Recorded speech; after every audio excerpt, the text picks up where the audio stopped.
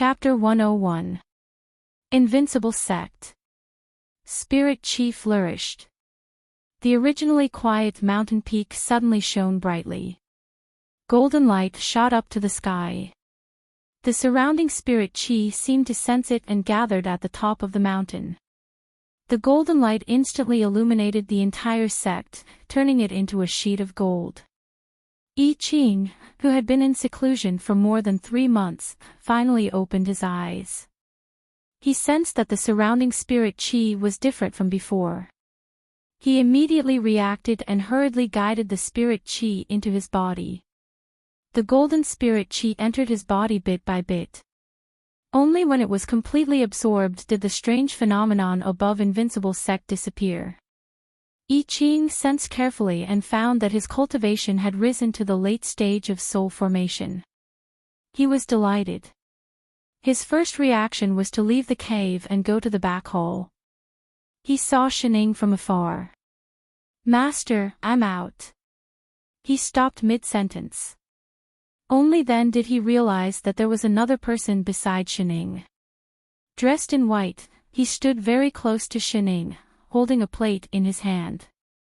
He was passing the fruits on the plate to the person beside him. That dazzling gaze was very unpleasant to look at. I Ching faintly felt suffocated. It had only been a few months. Where did this little bitch come from? Chef. Shining saw the person at the door. She threw the fruit in her hand and walked over. "You're out." Moss. I Ching walked over and looked behind her. Their gazes met. There seemed to be a crackling sound in the air. "Why is there an outsider?" He emphasized the word outsider and stepped forward, intentionally or unintentionally separating the two of them. "May I know who this fellow Daoist is?" "Little bitch, stay away from my master." "Oh." Shining explained directly. "This is the park master and furball." "What group?" "It's the head of the Yi family," Lone Moon explained subconsciously. He pointed at Yi Feng beside him and turned to look at Bai Zai. Anne. He did not know how to introduce them. He frowned subconsciously. Bai Zai. Bai Zai took the initiative to speak. He turned to look at Shining and emphasized again, "I am Bai Zai." With that, his face began to turn red. She could call furball alone. Yi Feng. So, not only did the spirit master not hide his identity, he was also planning to announce it to the world. I Ching's frown deepened. He took a closer look at the other person's cultivation level, and suddenly he had a guess, but his heart was even more stifled. "Fellow Daoist Bai Zai." Bai Zai nodded. He glanced at the person behind him and suddenly felt a little unhappy. "Don't worry about that." Shining interrupted their self-introductions and nudged I Ching. "Chef, to celebrate your coming out of seclusion, why don't we start cooking now?" Master." He habitually wanted to nod, but his gaze swept across the person in front of him, and he instantly changed his mind. "Master, it's 6 in the morning now, it's not lunchtime yet." He had to keep an eye on him, determined not to give this little B*tch a chance to get close to his master. Shining faltered. This was the first time she had been rejected. "Can't you just treat it as your morning tea? There's seafood." "Didn't master say that we have to eat on time?" What I mean is, it can't be late. I can also make some snacks now." "No." Was Chef such a professional person? Shen. Ing. Bai Zai suddenly took out a white thing from the side and handed it to her. He glanced at her and immediately lowered his head. "For you. This can be eaten too." "What?" Only then did Shining realize that there was a flower that was as white as jade in his hand. The flower and leaves looked like they were exquisitely carved, and there was a faint fragrance coming from it. Moreover, the moment this flower appeared, and extremely pure spirit chi was emitted from it. It made one feel refreshed, and even the surrounding spirit chi seemed to become thicker. This is... Lone Moon could not help but take a step forward. He had never seen a flower that could emit such spirit chi. What is this? Shining asked. Bai Zhe was stunned, as if he had been asked an important question. His face turned red. It's... For a long time, he could not finish his sentence. Out of habit, he wanted to turn his back, but he forced himself not to. Black spirit flower, Yi Feng could not help but say, with a pained expression. This is a sacred item of the spirit master's race. Even he had not seen it many times, and he actually gave it away just like that. Oh. After all this time, it was still a vegetable. Shining was about to reject it when Radish walked in with big strides. Little Missy, you said you would water me. Before he could finish the word water, he saw the black spirit flower in Bai Zhe's hand. Radish exploded instantly, rushing over like a firecracker. This is too much, you actually brought a wildflower here. Take it away, take it away. Is my little Missy someone this kind of wildflower can have connections with? After saying that, he looked at Shining with tears in his eyes, accusing her. Little Missy, didn't you say that I was your only flower? If you want a flower, I can bloom it too. With that said, he pretended to lift the robe he was wearing. Stop. Three Lone Moon, I Ching and Yu Hong, who was at the side, suddenly thought of a certain biological knowledge.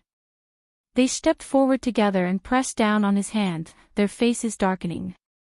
Looking at the black spirit flower again, they suddenly felt that the surrounding spirit chi was frozen. Cough. Radish, stop fooling around. These two guests.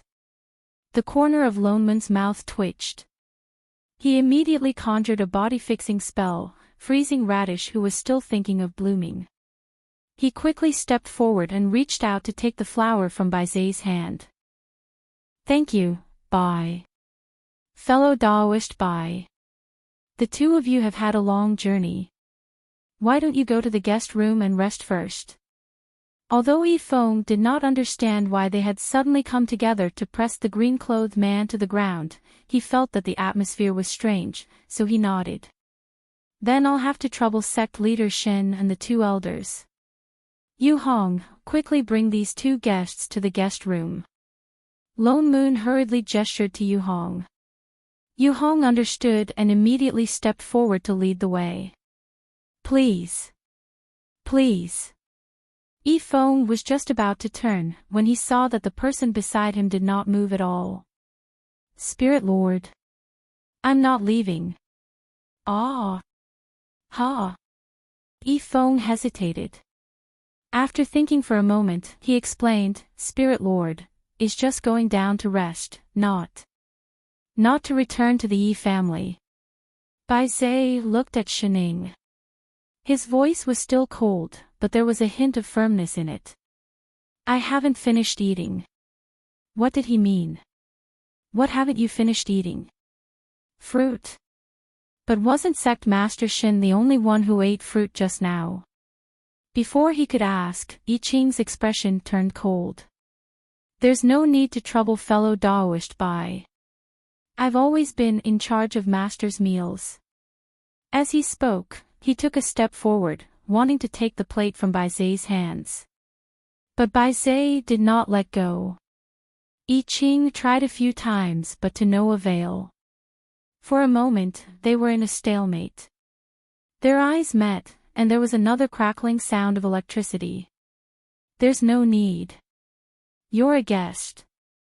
I'm holding it steadily. I'm Master's only disciple. Of course I'm in charge of such things. I've held it before. That's because I'm in seclusion. You can continue your seclusion.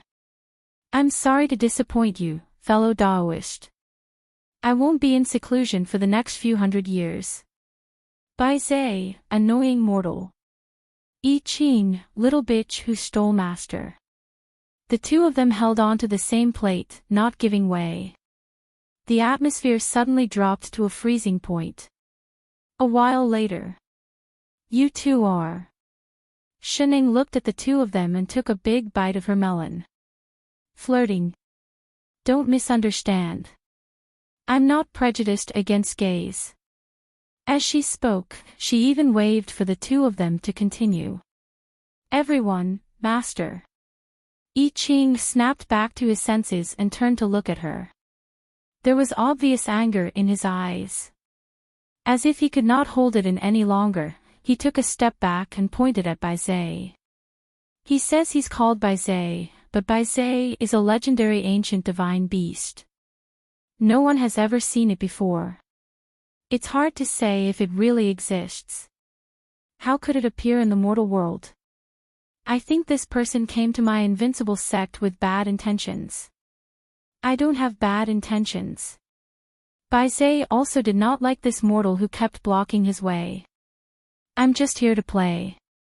It was Shen, your master, who personally invited me. Impossible. He shook his head. Apart from eating and sleeping, master never cares about anything else. He doesn't even have many friends. Why would he invite you, heir? Shen Ying's mouth twitched. I did say that. Master. I Ching's eyes widened in disbelief. It was written all over his face that you're actually siding with this little bitch. Shining felt a little creeped out by his stare. Subconsciously, she explained, I was just saying casually. I didn't think. After all, his beast form was quite appetizing. Well, Furball, why are you here this time? Did he really come all the way here just to play? Bai Zai stiffened. His originally cold and calm expression suddenly became one of panic. I want. After a long while, he still could not complete a complete sentence. He glanced at the black spirit flower in Loneman's hand. As if thinking of something, his hair turned redder and redder. Want what?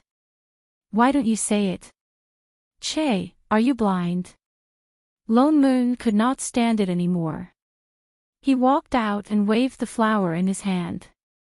You came all the way here. You're stuttering and giving me flowers. What else can you want? Shining was stunned. Suddenly, her eyes widened and she looked straight at Bai Zai. Holy shit. You want to hit on me? Lone Moon, I Ching, I Fo. Bai Zai, oh, ***, Q. Chapter 102. Invincible Sect, Rear Hole. Master, I feel that this Bai Zai is not a simple person. It's better not to interact with him too much, Yi Qing said with a serious expression that he had never shown before. He's quite nice. Shining replied as she nibbled on a pastry. He even knew how to carry a plate. Most importantly, he looked quite delicious. Yi Qing, who was stir-frying, paused. Master, you've been in seclusion for a long time. You don't know how evil people can be. He's not a human. Beast hearts are evil too. Yi Qing quickly added. If he has other motives, I think we should quickly send them back.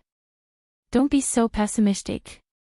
Didn't he say he was just here to play? She looked into the pot and pushed him. Hurry and flip it. It's going to burn. Master. Yi Qing frowned. He flipped the pot a few times and said in a low voice, he obviously has ulterior motives. Don't be fooled by him. Heir. Was she so easily fooled? Don't worry. Although Furball doesn't talk much, he's not a bad person. Master. Yi Qing was shocked. He turned to look at her. You don't really want to find a Dao partner? Dao partner? Shining paused. She then remembered that he was talking about a partner. I've never thought about that, but I'm already so old. Even if I fall in love, it's not a big deal, right? No. I Ching threw away the pot in his hand. Shining was shocked. Why? Because. He paused. He could not think of a reason. Who the hell knew? Anyway, he just hated the way that person stuck to Master. He thought about it and ignored the food in the pot. He grabbed her hand and said, Master, believe me. Finding a Dao partner is a big thing. You can't do it casually. That Bai Zhe doesn't look like a good person, not a good beast. What's more, you're a human cultivator. You shouldn't be with him. He didn't say he wanted to find Furball. She didn't have such a strong taste. I agree with what he said. Before Shining could reply, Lone Moon suddenly raised his hand and said with a serious expression, I don't care if you're looking for a partner or not. But anyone is fine. Forget about Bai Zhe. Look, Master, Father Nyo said the same thing. I Ching nodded his head vigorously. This was the first time he was responding to Lone Moon's words. Master, you have to reconsider. Lone Moon. Who's your father, Nyo? Then according to you, what kind of person should I look for? I Ching was stunned. He thought for a while, trying his best to find someone who was pleasing to the eye, but realized that no one was worthy of his perfect master. Just the thought of another person appearing by his master's side made him feel a little irritable. Anyway, it can't be Bai Zhe. The god race has always existed only in legends. No one has ever seen a real god race. Whether he is real or not is still uncertain. He shook his head resolutely. After thinking for a moment, he added, oh right, that phone won't do either. As a beast-taming cultivator, he actually recognizes the beast clan as his master. One look and I can tell that he's not a good person. Bad guy phone, hey, did you guys forget that I'm here too? Sect Master Shin. He had no choice but to speak up and announce his existence. Did they specially call him over just to badmouth him to his face? Rest assured, the Spirit Lord's identity is indeed the ancient divine beast Bai Zhe. He glanced at Shining, the corner of his mouth twitching uncontrollably. He still could not believe that the Spirit Lord's taste was so strange. The Spirit Lord does not belong to this realm. He came to the lower realm because he was injured accidentally.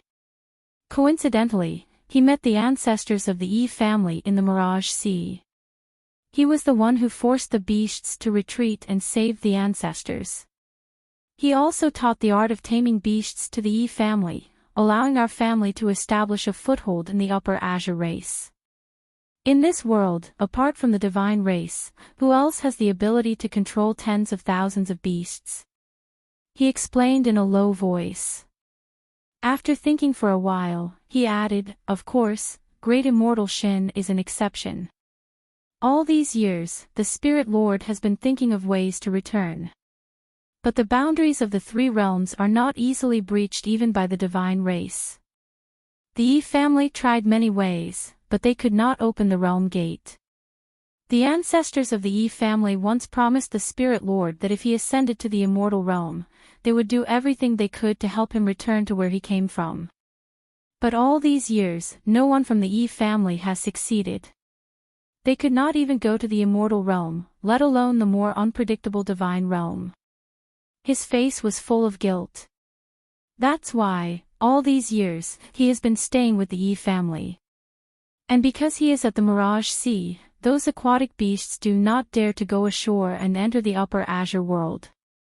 And that black spirit flower. He glanced at Lone Moon. That is the only thing the Spirit Lord brought from the divine race. It is said that the flower has the ability to connect the three realms. It is also the Spirit Lord's only hope of returning.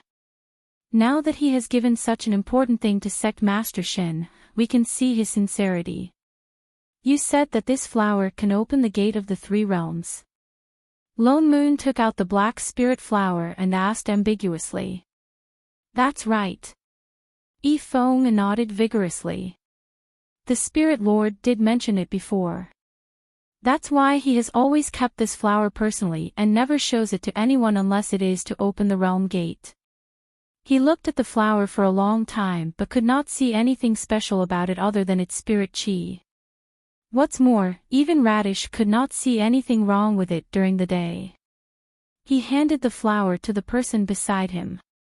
Shening, use your cheat's eye to look at it. The corner of Shenying's mouth twitched. She took the flower and looked at it carefully. She could not see anything different about it. I've never seen this flower before, huh? The black spirit flower requires strong spirit chi to activate the realm gate, Feng explained in a low voice. I heard that this spirit chi is almost the same as when one ascends. And there is only one of this flower in the world, if... Before he could finish his sentence, he heard a cracking sound. Shenying's hand tightened, and the crystal-clear flower was instantly crushed by her. Feng could hear the sound of his heart breaking. Sect Master Shen, it's open. Before he could finish speaking, Shening suddenly spoke. She opened her fingers and a crack the size of a finger appeared above her palm. It was like a bolt of lightning, flashing with white light and floating in midair. Everyone, holy shit, she really opened it. So all she had to do was crush it? Then what had the Yi family done all these years of hard work for? But... He looked at the crack that was even smaller than an eye.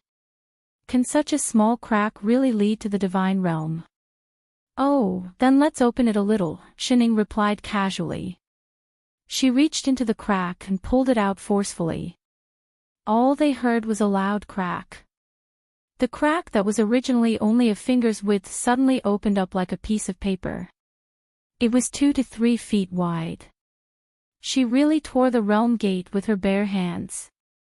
Go get Furball, let's go home for dinner.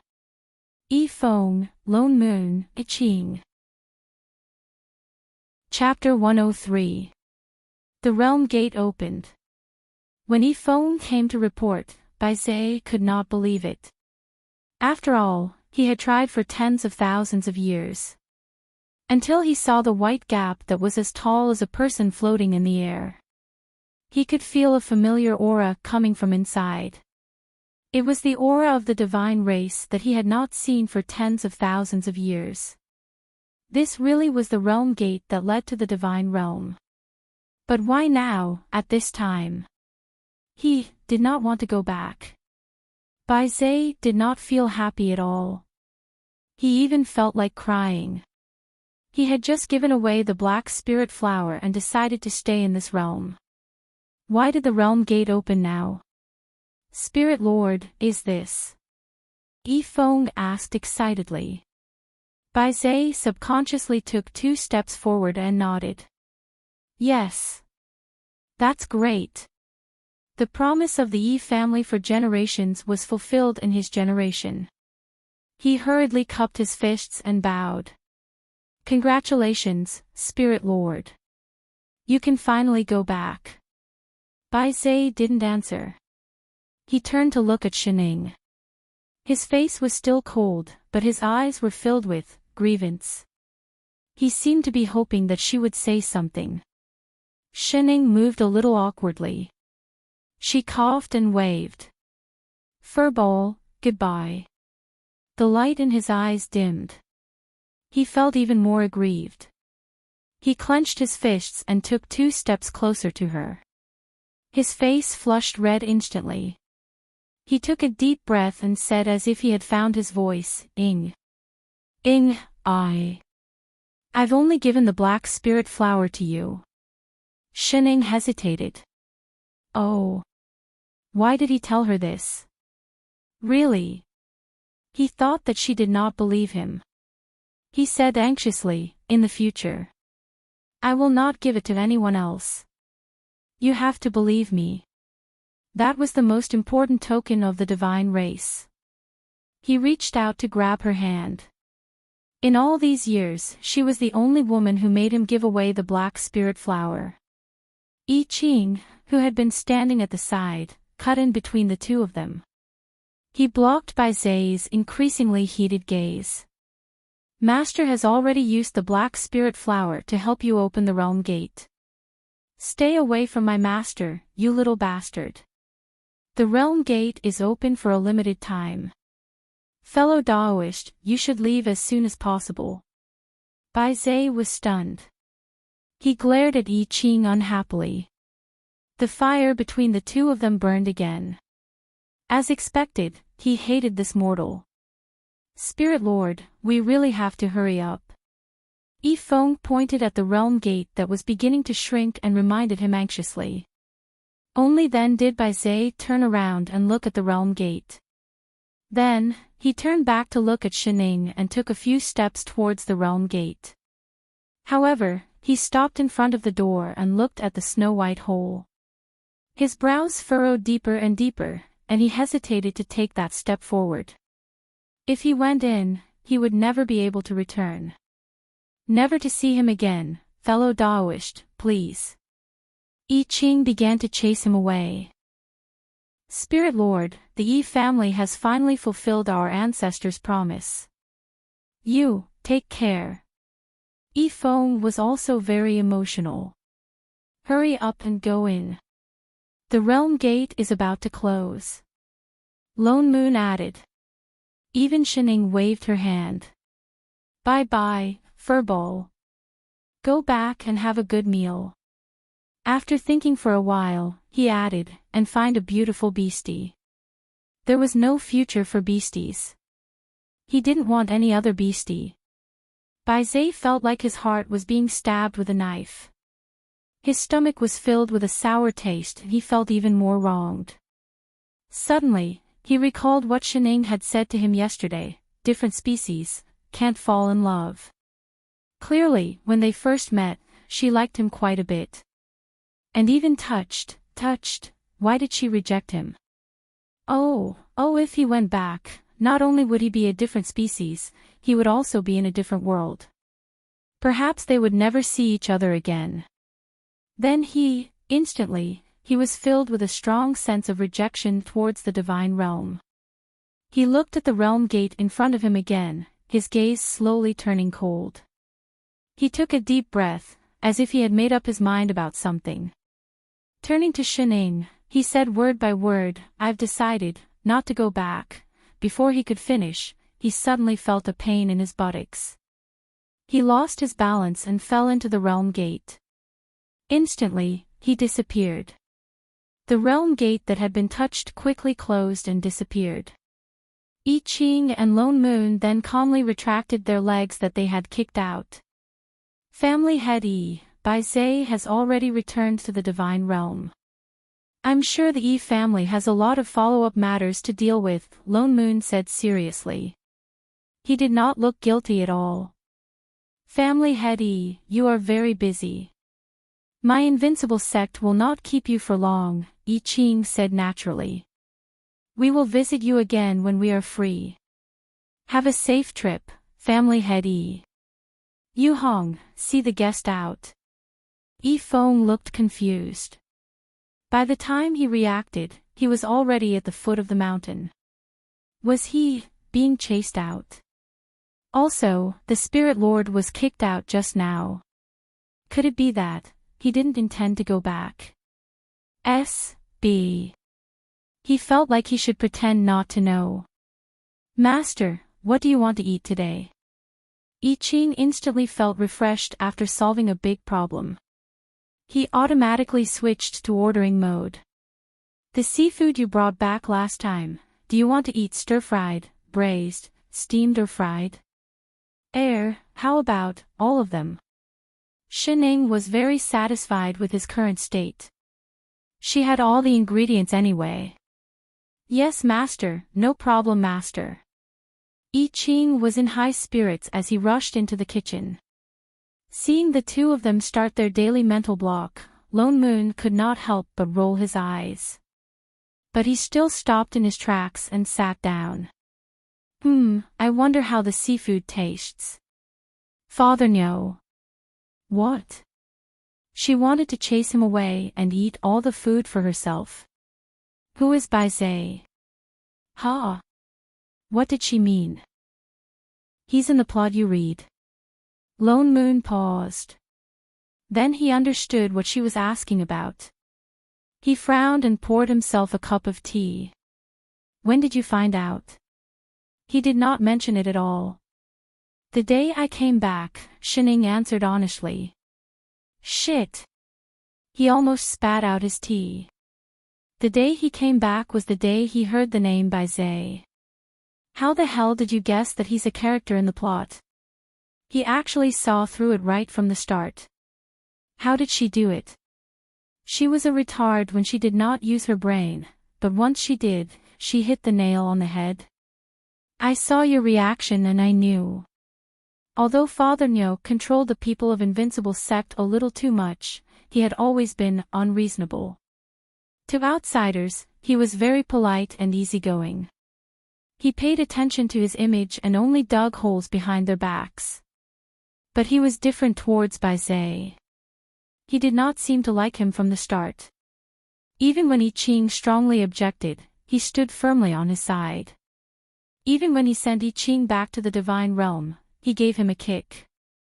It was as if he was trying his best to prevent them from having anything to do with him. In the books you read, is Baizé a troublesome character? Lone Moon did not answer. But his frown deepened. If he did not see Baizé, he would have forgotten that this was a world written in a book. He's not a villain, is he? I don't think so. He sighed and squeezed the teacup in his hand. I said before, I don't remember many novels that little girls read. And those plots all happened in the immortal realm. Baizé is a divine being. He's already stronger than ordinary immortals. He should be considered the main character's cheat.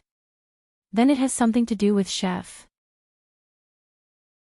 Chapter 104. What has it got to do with him? Lone Moon faltered. He's not the main character. Anyway, you know, the main characters in the book all have calamity constitutions, the kind that are possessed by Conan. There's no benefit in getting involved with them, especially the main character in this book is a bit. Anyway, it's hard to explain. That's why I don't like that Baizé. The disasters caused by the main character are more or less caused by him. Besides, the female lead is a... Oh. Shining immediately lost interest and turned towards the kitchen. Chef, are the dishes ready? Yes, master, they'll be here soon. I Ching answered and walked out with 2 plates of seafood. Shining immediately picked up her chopsticks and focused on eating.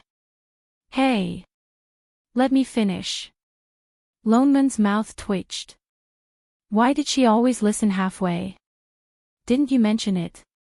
It smells so good. Shining gave I Ching a thumbs up. Instantly, she felt that her stomach that had been crippled for a few months was alive again. Grilled rice, grilled rice, grilled rice. Father Nyo, eat. Eat your ass. Who would chat like this? He hadn't finished speaking, who the hell wanted to? It looked really good. How about, he was just about to reach for his chopsticks when Shining reached out and stabbed the biggest piece of meat in the bowl, leaving only a bowl of gravy. Hey, leave some for me. It was a whole piece of meat, what was left after that? Just as he was about to take a piece, Shining suddenly loosened her hand and the meat in her hand fell back, splashing the gravy on the bowl and all over him. Holy shit, Shining, you have. Before he could finish, he saw that she suddenly looked up and stared at the sky without blinking, her brows furrowed. What? It was rare to see her so serious. He subconsciously looked up and followed her gaze, but only saw a blue sky. What do you see? Shining was stunned. After a while, she murmured, up there, seems to be a door open. Door? What door? He looked seriously and even used his divine perception to check. There's nothing. How could there be a door in the sky? It's gone. Forget it, it must be an illusion. Shining turned around and did not pay much attention to it. She picked up the piece of meat again and finished it in 2 bites. Lone Moon, who was 1 step too late. Motherf asterisk cur. This guy was doing it on purpose, he definitely was. Ever since the incident at the Immortal Ascension Pagoda, Invincible Sect's reputation had reached the same level as the 3 aristocratic families. Countless cultivators who did not belong to any sect were eager to join the Invincible Sect. Finally, it was time for the annual recruitment of disciples. With Invincible Sect's current strength, there was no longer a need for the entire sect to go out and pick up disciples. Even Lone Moon did not plan to leave the sect. Instead, he left this matter to Yu Hong. Yu Hong was the oldest among the 9 female cultivators, and also the one with the steadiest personality. That day when he was teaching them, her cultivation was the highest, so she naturally became the eldest senior sister among them. Although Siyu's power had surpassed hers in the past 2 years, she was still the one everyone trusted the most. If Lone Moon was the butler of Invincible Sect, then Yu Hong was the assistant butler. Most of the things that Lone Moon could not handle were handled by her. That was why he felt at ease leaving the recruitment of disciples to Yu Hong. Yu Hong was indeed responsible. She brought the 9 sisters out of the demon realm. She even specially divided them into 9 different immortal cities. Each person was in charge of a place, not just Upper Azure Town. In less than half a month's time, everyone returned with the disciples they had recruited. There were quite a lot of people, at least a few hundred.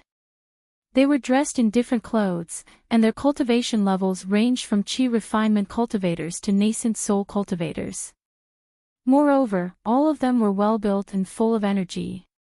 One could even see the faint pulsation of their muscles under their clothes. Lone Moon, these are new disciples? Straight face flips table. What the hell was this déjà vu feeling, as if they were in a wet market? Why were they all recruited a bunch of steel? And all of them were women. Didn't they say that they would only look at the quality of their spirit roots and slowly choose them after they were brought back? Which one of them looked like a sword cultivator? Did they have any misunderstandings about the style of the sect? Yu Hong. He pulled the red-robed girl over, exasperated. These are the elites you chose. That's right. Yu Hong nodded vigorously, her face full of excitement. Rest assured, Elder. Siyu has tested each of their skills. They are indeed very talented. Talented my foot. He only saw muscles. What about sword cultivators? Let's see you, that King Kong Barbie, test them. If she can find sword cultivators, I'll consider it your win. Sword. Yu Hong's expression froze. She must have forgotten, right? She must have forgotten. But... Elder, aren't we a body cultivator sect? Who told you it's a body cultivator sect? You guys were the ones who became body cultivators, all right. But everyone is here. Yu Hong looked troubled. She was about to explain when her gaze landed on someone and her eyes lit up. Sect Master.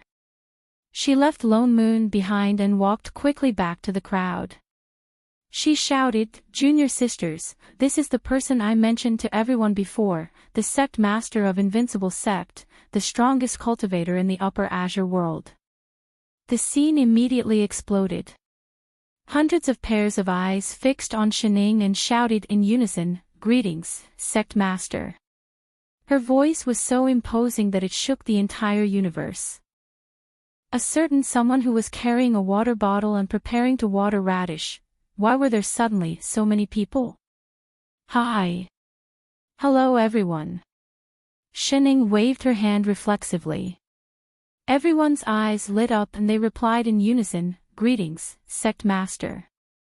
"Air, thank you all for your hard work," she replied subconsciously. Everyone was stunned. Someone took the lead to reply, "For Invincible Sect." Everyone shouted again, "For Invincible Sect." Their voices were so loud that they even used spirit chi. Even the hall shook. Lone Moon, son of AB*TCH. Did they think this was a military parade? How was this recruiting disciples? This was F*King developing a cult, wasn't it? They had brought a bunch of brainless fans back. His heart was so tired. Lone Moon did not like this group of disciples very much. In order to prevent the sect from becoming a body cultivator sect, he had put in a lot of effort. If this group of disciples were to be accepted, then Invincible Sect would not be able to turn the situation around. However, he had carefully checked everyone's qualifications. Other than one or two with poor spirit roots, the rest were really not bad. They had indeed been carefully selected, but the direction they had chosen was a little off. Lone Moon had no choice but to accept them. In the end, he only managed to get rid of a few nascent soul cultivators. It was not that their qualifications were not good, but that their cultivation had reached the nascent soul stage and they could already be guests. There was no need for them to be disciples. Invincible Sect had just been established, there was no need for them to recruit guests. Looking at the excited disciples who had been accepted into Invincible Sect, Lone Moon was deeply worried about the future of the sect. But soon, he did not have time to worry, because he realized that his cultivation had actually broken through, and it was approaching the perfected soul formation stage. He could not suppress it any longer. He might be ascending. Chapter 105. Ascend. Shining paused. She dropped the cake in her hand. "Really? Why are you looking at me so suspiciously?" Lone Moon's mouth twitched. "Can't I ascend? I broke through to the perfected soul formation stage 2 days ago. Isn't it normal for me to ascend?" Actually, he did not expect it to be so fast. Ever since that epiphany, he realized that his cultivation had been rising slowly. Baize's black spirit flower had been with him for a period of time. That special spirit chi seemed to be beneficial to his cultivation. He had finally reached the perfected stage in the past few days. Shining pursed her lips. "After you ascend, you won't be able to come down, right? Back then." He nodded. After ascending to become an immortal, one would naturally go to the immortal realm. There are boundaries between the 3 realms. One cannot cross them at will. Wasn't that why Baize stayed in the lower realm for tens of thousands of years? Without that black spirit flower, even you would not be able to open the realm gate. Oh. Shining frowned. "Are you really leaving? This is the law of heaven and earth. If I succeed, I will naturally not continue to stay in the lower realm," he explained. Seeing Shen Ying's conflicted expression, Lone Moon's heart softened. He comforted her, "We'll have to undergo the ascension tribulations sooner or later. I'm already like this. I Ching probably won't take long. You still have to go through the tribulation. Why don't we just forget it? This place was quite good." Bah. He glared at her. "Do you think this is a vacation? I won't go just because I say I won't go. Haven't I cultivated for so many years to ascend to become an immortal? In that case, I know you can't bear to leave your hometown." He patted her shoulder and smiled. "The ascension tribulation is extremely dangerous. Unless I have no other choice, I don't want to easily trigger the tribulation lightning. I'm not sure if I can survive it. Air, don't worry. I'm confident that I can withstand the heavenly lightning. Don't worry." "No, I mean," she said seriously, "Father Nyo, before you ascend, can you leave enough spirit stones for your daughters? They would not have money to eat. Get lost. I don't have such a heartless daughter. He just wanted to spit a mouthful of blood on her face. His depression instantly froze in his chest, unable to go up or down. He was so angry that even the spiritual energy in his body became restless, as if it was going to gush out at any moment. Wait a minute. His I Ching's eyes widened. Your heavenly tribulation is coming. Sure enough, the surroundings suddenly darkened. In the sky above Invincible Sect, winds blew and clouds gathered. Purple lightning flashed faintly. Holy shit, they really came. Lone Moon was shocked. He did not care about being angry anymore. He turned and rushed out of the front hole.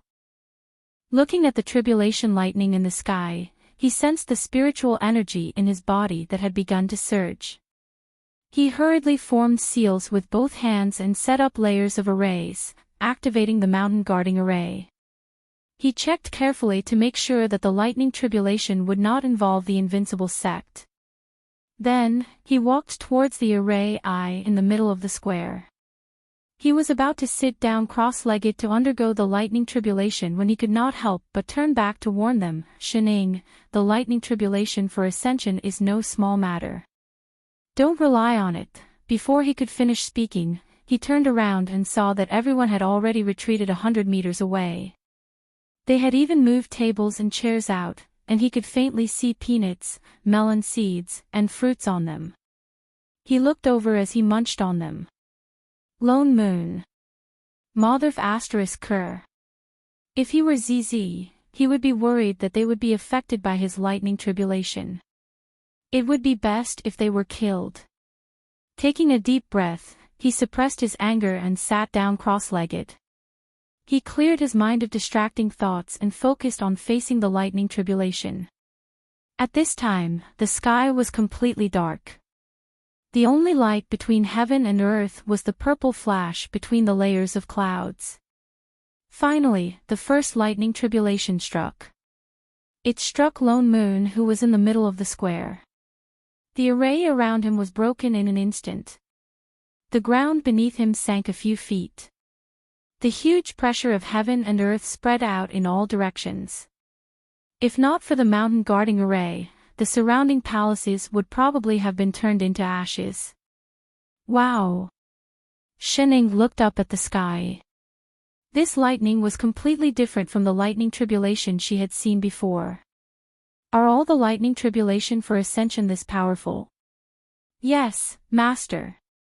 I Ching explained in a low voice. When ascension happens, the purple heavenly lightning descends. It is the most powerful lightning tribulation in the world. It can directly refine the immortal bones. This is only the first mental demon tribulation. The later ones will only be stronger. Oh. Shining nodded. She looked closely at Father Nyo. He had already closed his eyes. It looked like he had indeed fallen into a mental demon. But in less than 5 minutes, he opened his eyes again. It was obvious that he had overcome his mental demon. Thus, the next bolt of tribulation lightning came down. As expected, this one was twice as thick as the previous one. With a loud bang, it struck Lone Moon's body. Instantly, the Dharma robe on his clothes was torn, and the flesh on his body split open. But a moment later, a special spirit chi appeared and began to repair his body. Then came the third, the fourth. It was different from the first one. This time, it struck continuously. It was the kind that did not stop. It seemed like it wanted to split Lone Moon's body apart and then reform it. Each strike was fiercer than the one before. How long does it take? Shining asked as she munched on melon seeds. This is the 9-9 lightning tribulation. There are a total of 82 heavenly lightning. What about more than half? Isn't 9-9 81? Shining hesitated. Why was it 82? This. I don't know either. I Ching paused. A trace of doubt flashed across his face. Although it's called the 99 lightning tribulation, I heard from traveling immortals that there are indeed 82 lightning tribulations. And the last one is the key to the test. Many traveling immortals have been defeated by this lightning tribulation. Oh. Shining frowned. She did not think too much about it. She grabbed another handful of melon seeds and continued to munch on them. In less than an hour, Lone Moon had already withstood a total of 80 lightning tribulations. His body was already unrecognizable. Although the immortal chi carried by the lightning tribulation could repair his body, the speed of repair could not keep up with the speed of the lightning tribulation. He was already covered in blood. There were still 2 more lightning tribulations. He tried his best to stay awake and continued to withstand the next lightning tribulation. The lightning tribulation stopped for 3 breaths. The clouds began to move. A thick purple lightning that was almost black finally appeared between the clouds. Finally, with a loud boom, it struck down with an aura that seemed to destroy the heavens and earth. Lone Moon's expression was exceptionally focused. In an instant, he released all the immortal chi that he had been secretly restraining. His originally broken body rapidly recovered under the stimulation of the immortal chi. His immortal bones were formed. He directly faced the last lightning tribulation. With a loud boom, the newly formed immortal bones in his body withstood the last lightning tribulation. He had succeeded. Lone Moon's heart leaped with joy. His whole body relaxed and he fell to the ground. Although he had no more energy left, he felt that his whole body was different. It was as if he had been reborn. The originally rich spirit chi suddenly seemed pitifully little. Even I Ching's cultivation, which he thought was deep and profound, seemed shallow now. Except for Shining. She still looked like a weak-looking bug. The clouds in the sky began to disperse. Lone Moon continued to repair his body, waiting for the light to fall. Suddenly, the sky rumbled. An even more terrifying lightning tribulation descended from the sky, heading straight for the completely defenseless Lone Moon. The 83rd lightning tribulation. Everyone was shocked. How could this be? The clouds had clearly dispersed. All the immortal chi in Lone Moon's body had dissipated. There was no way he could withstand this extra lightning tribulation. Just as the lightning tribulation was about to land on Lone Moon, Shining released the melon seeds in her hand. In the next instant, she was already in the field. She reached out and grabbed. At the critical moment, as if grabbing a rope, she grabbed the tail of the purplish-black lightning. It stopped just a foot away from Lone Moon's head. Lone Moon was completely stunned. He never thought that there would be an 83rd lightning tribulation. Shen. Ing. What exactly was going on? She did not reply. Instead, her expression darkened and her brows furrowed. She grabbed the lightning tribulation and pulled it down forcefully. Come down. In an instant, a black shadow fell from the sky. With a loud bang, he hit the ground. Half of his body was buried in the ground. Shining raised her foot and stepped on him. Word by word, she said, "Tell me, who told you to strike the extra 2 lightning tribulation?" Everyone. Chapter 106. What? What's going on? The person on the ground had not recovered from the shock of being suddenly pulled down. He wanted to get up, but found that the foot on his body was as heavy as 1,000 pounds. He could not move at all. Master. I Ching also walked over quickly. He looked at the person on the ground. Who is this person? Why did he fall from the lightning tribulation? I don't know, but... Shining frowned. He was the one who struck the last 2 lightning bolts. Him. But that was the Heavenly Tao's purple night lightning. Who could? He suddenly thought of something. He looked closely at the person's aura and his expression darkened. "You're an immortal from the upper world." Everyone was shocked. They looked closely. Indeed, he was surrounded by immortal chi.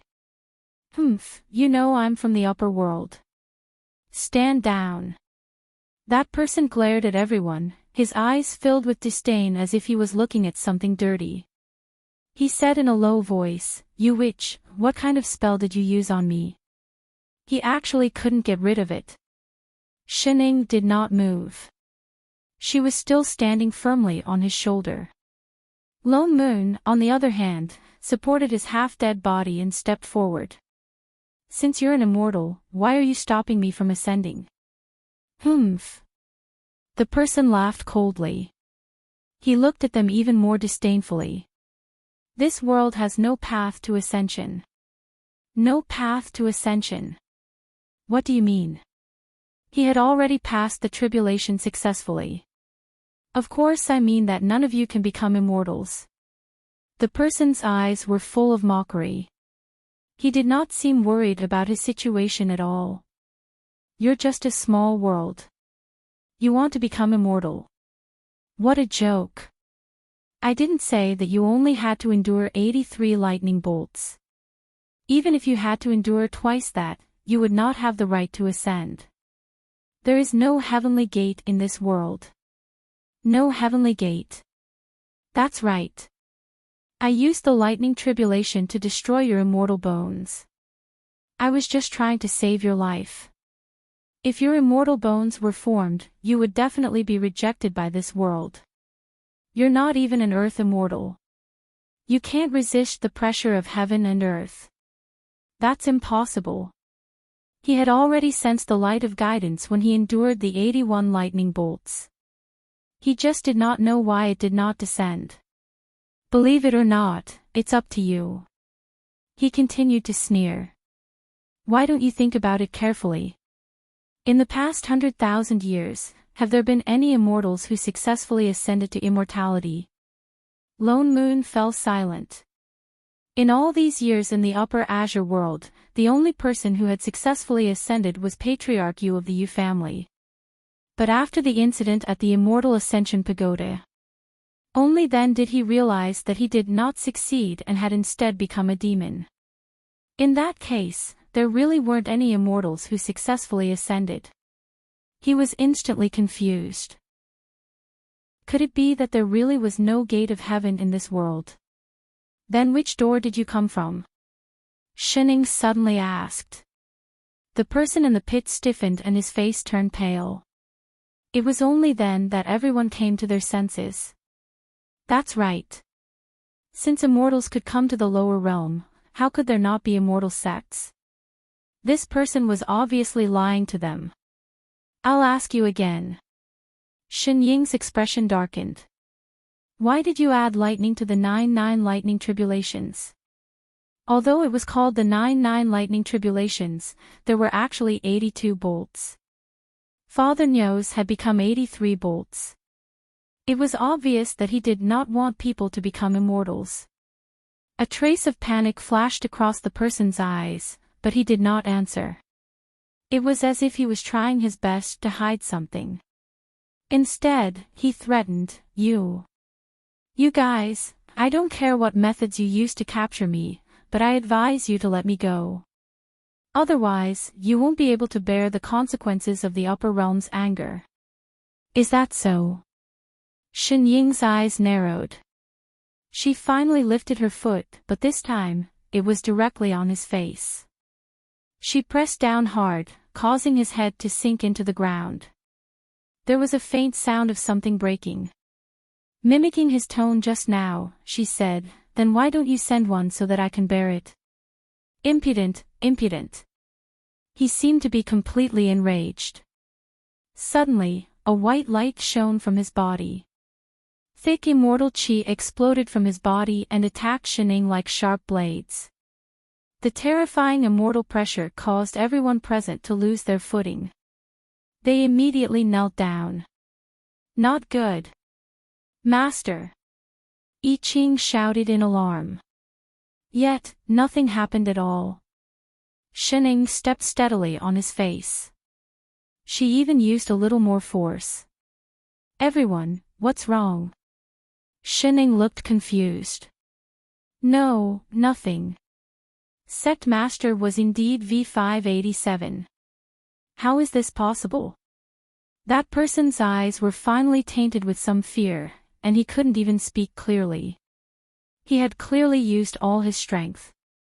Why was there no reaction at all? Who exactly was she? Just as he was thinking about this, Shining let go of him. She suddenly bent down and grabbed his collar. She pulled him out like she was pulling a carrot. Slowly, she said, "Are you going to tell me the truth, or do you want to dig another hole and feel it?" You. This time, he was really panicking. His expression changed a few times. Suddenly, he thought of something. Gritting his teeth, he laughed coldly and said, "Humph, you mortals who overestimate yourselves. So what if you catch me now? Today is the day of reharvest. When the time comes, I will definitely get back at you. None of you can escape." What day of reharvest? Shining frowned. He did not answer. In any case, his smile became more and more maniacal. His eyes returned to their earlier contemptuous look. He looked at them as if they were a bunch of dead things. Not talking. Shining heaved a long sigh. This batch of people could not take a beating. She loosened her grip and kicked him hard in the back. With a crisp crack, he was kicked a few meters away. That person's immortal bones were broken. He opened his mouth and spat out a mouthful of blood. However, he still refused to talk. "Little Green, I'll leave it to you." Shining waved her hand and said, "Beat him until he talks." "Yes, Sect Master." Siyu nodded vigorously. She clenched her fist and walked over. That person glared at Siyu. His expression became even more disdainful. "Humph. How can a mere mortal spirit chi injure?" Before he could finish speaking, he saw the girl in front of him bulge with muscles. She suddenly grew a few feet taller. A fist the size of a bowl came crashing down on his abdomen. Pft! Blood splattered 3 feet high. "You are a body cultivator. How could this be?" Mortal cultivators all use spirit chi to cultivate. All sword techniques and sorcery required the support of spirit chi. He had immortal chi to protect his body. Spirit chi could not hurt him at all. But body cultivators did not use spirit chi. They only relied on their fists. What's more, his immortal bones had been broken. He could not use any immortal spells. He could not use any sorcery at all. He could only defend himself. In less than a moment, the immortal, who had been extremely unyielding just a moment ago, had been beaten beyond recognition. The blood in his mouth was like a small fountain, spurting out from time to time. Because of the sect master's instructions, Siyu was very serious.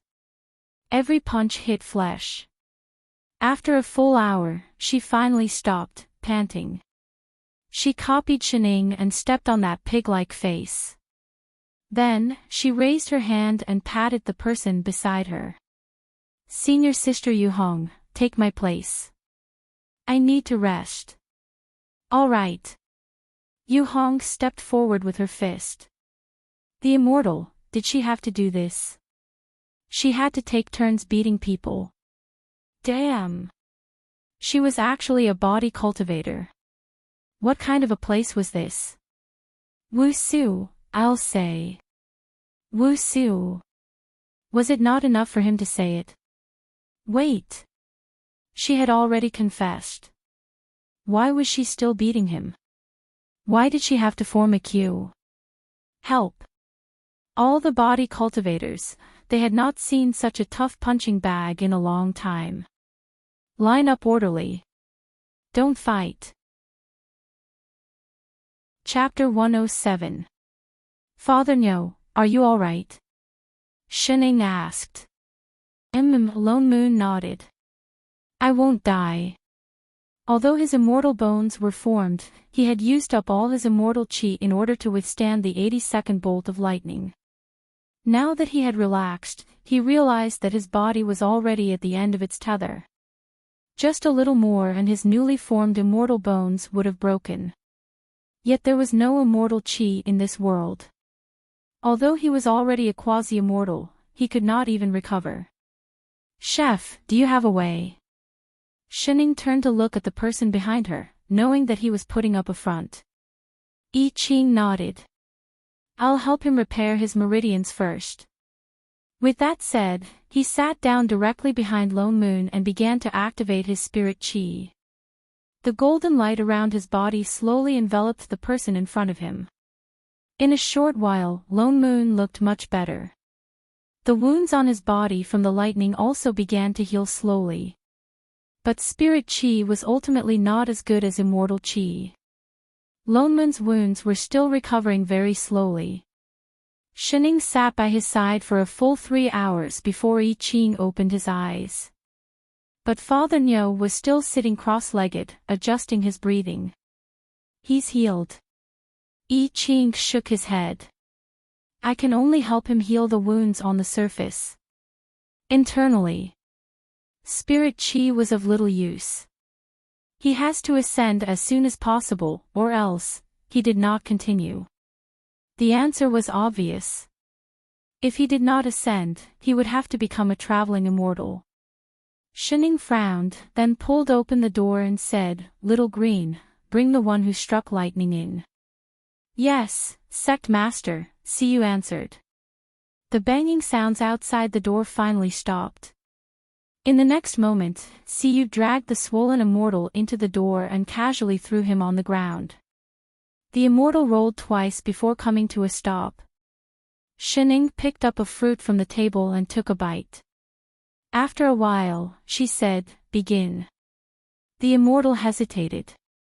Begin what? He subconsciously looked up and saw Shining in front of him. His body trembled uncontrollably. Instantly, he felt the wounds on his body hurt even more. All his stubbornness was gone. He hurriedly said, I'll speak. I'll speak. He was an immortal after all. In just a few short breaths, his wounds had already begun to heal.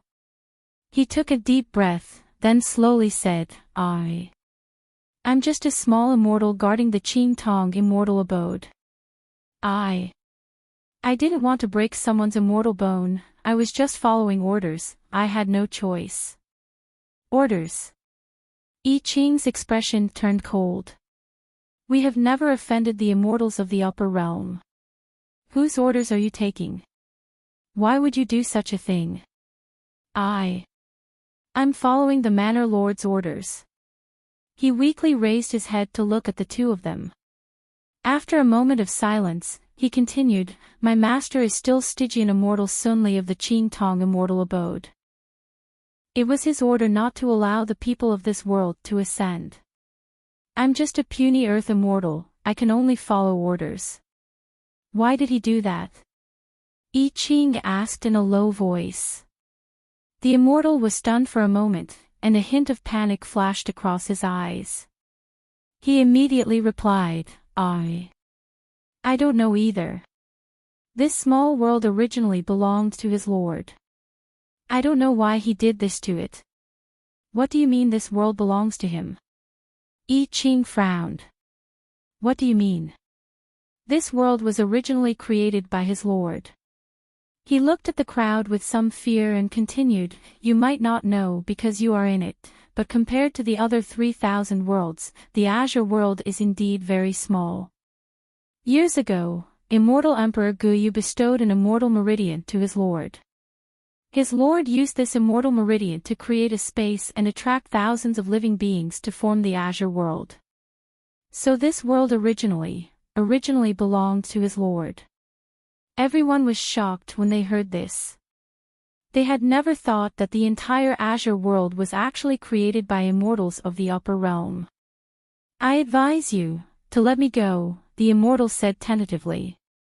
I'm just an earth immortal, but his lord is a Stygian immortal. The entire upper azure world is in his hands. If we anger him. The crowd fell silent. No one spoke. They had been working hard to cultivate, all for the sake of ascending to become immortals. Now, someone was telling them that no matter how hard they worked, they could not become immortals. What's more, the entire world was created by someone else. How could they accept this? What's the day of reharvest? Shining suddenly asked, breaking the silence. The immortal's face turned pale in an instant. As if he had not expected her to ask this, he could not even hide the panic in his eyes. This. Reharvest. He stammered for a long time, but could not finish his sentence. Shen Ying's eyes turned cold. She put down the half-eaten fruit in her hand and said, "Since your lord is so powerful, why doesn't he let everyone ascend? He even specially asked you to guard the heavenly gate. What is he afraid of?" "Nonsense!" he shouted, trying to cover something up. "Master, why would you be afraid of a small world? If he's not afraid, why are you panicking?" Shining tilted her head and continued, "Let me guess. Your lord has been an immortal for a long time, right? He's worried that after these people ascend to immortality, one or two of them might be as strong as him, or even more powerful than him. If these people are not careful, they might remember where they came from. If they argue with him, it will be hard to explain. So in for a penny, in for a pound. He might as well not let the people of this world ascend. That way, this world will always be his, right? You. The man's eyes widened. The panic in his eyes intensified, as if he did not know how to refute her. After a long while, he said, "Don't spout nonsense. My lord is not someone who is intolerant." "Intolerant, that's even worse." Shen Ying's eyes narrowed into slits. "If that's not the reason, then what is his motive? Speak." "The day of reharvest. What do you want?" She stood up. The man's face was completely pale. His eyes were filled with guilt, but he did not answer, as if he was afraid of something. Shining frowned. She could not be bothered to argue with him. She waved her hand and said, "Little Green, continue." "Yes, Sect Master." Siyu immediately stepped forward and grabbed the man's collar. What do you want?" The man's eyes widened. He wanted to dodge, but found that he was already surrounded by more than 10 girls. "I'm warning you, I'm an immortal." "No. Stop." Siyu was just about to drag him out when suddenly, a golden light shone from outside. It swept across the entire upper azure world and a faint sound came from the horizon. The sound was not loud, but it sounded like it was ringing in everyone's ears at the same time. There was a huge aura coming from all directions. Everyone in the house felt their hearts palpitate. Their breathing quickened. "They're here." The immortal's frightened expression changed. He suddenly laughed maniacally. "Ha ha ha ha ha. The day of reharvest has begun. That's great. It's finally begun." Shining frowned and led the group out. The originally blue sky was suddenly filled with multicolored light. The light was so bright that the ground was instantly illuminated. Wherever the light landed, the trees seemed to be nourished by something and began to grow at a crazy speed. Even the spirit herbs on the ground in Invincible Sect had blossomed into a field of beautiful purple and red flowers. "Little big sister." Radish suddenly jumped up the mountain, carrying a large handful of dandelions. "This light is so strange. Radish feels like its whole body is filled with spirit chi." Shening did not answer. She only looked up at the sky. More than 10 figures flew out from the light and headed towards different parts of the upper azure world. Ha ha ha ha. Once the immortals who are waiting to be cleaned up arrive, all of you will die. The person who was still being dragged by Siyu laughed maniacally. Cleaned up. I Ching's expression darkened. What do you mean by cleaned up? Are those people immortals too? That's right. They're here to send you into samsara. He laughed coldly. This world is about to be cleaned up. Everyone's eyes widened in shock. They want to destroy the world. The man laughed even more wildly. He glanced at everyone, his face full of glee. You ignorant mortals, none of you can escape. All of you will. Before he could finish, Shining kicked him, knocking him unconscious. I hate it when people talk nonsense. Chapter 108. In less than 10 minutes, the glow in the sky darkened and the spirit chi in the surroundings became denser. It was as if the entire upper azure world had been flooded with spirit chi. There were even traces of immortal chi that had yet to dissipate in the sky. Could it be that what the immortals said just now was true? Everyone felt a chill in their hearts. The multicolored light from before was definitely a sign of the opening of the gate of heaven.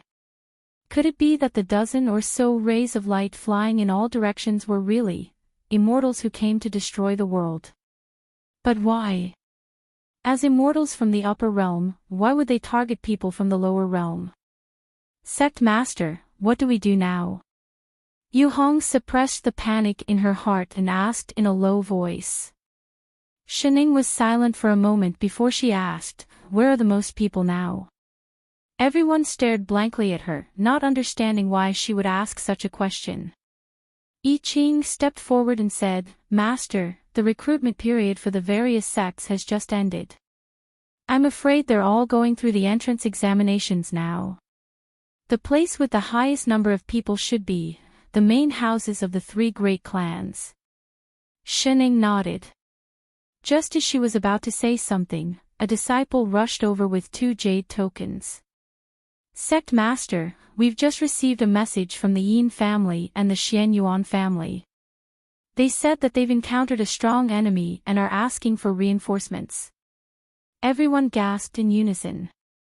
Only now did they understand that if those immortals really wanted to destroy the world, then they would definitely look for a place with the most people.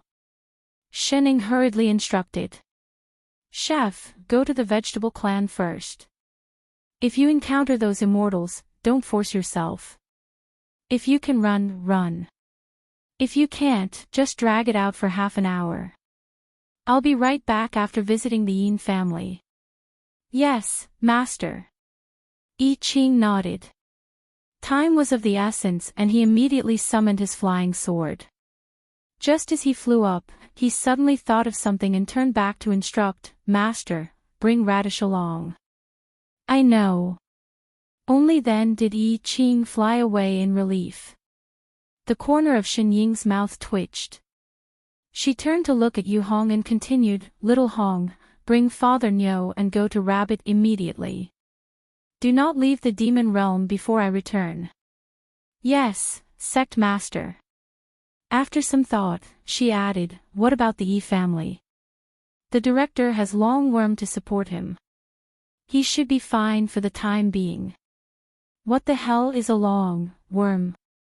Radish, let's go. Shining called. Roar.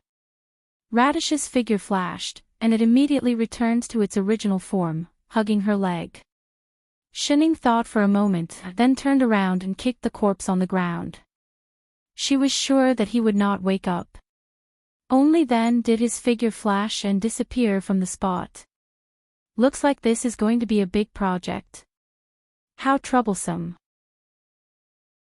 5 minutes later. The man and the Radish stared at the dense forest in front of them in a daze. Radish. Didn't you say you knew the way? What the hell is this place? Gee. Originally, he recognized it, but the multicolored light just now had completely changed the surrounding scenery, so he couldn't do anything about it. G, speak human language. How about I ask, the spirit herbs? They should know, right? After saying that, it directly jumped down from her leg and jumped into the grass at the side. After a while, it came back with its leaves. They told me to get lost. The spirit herbs outside were not friendly at all. The corner of Shen Ying's mouth twitched. She suddenly felt a little irritated.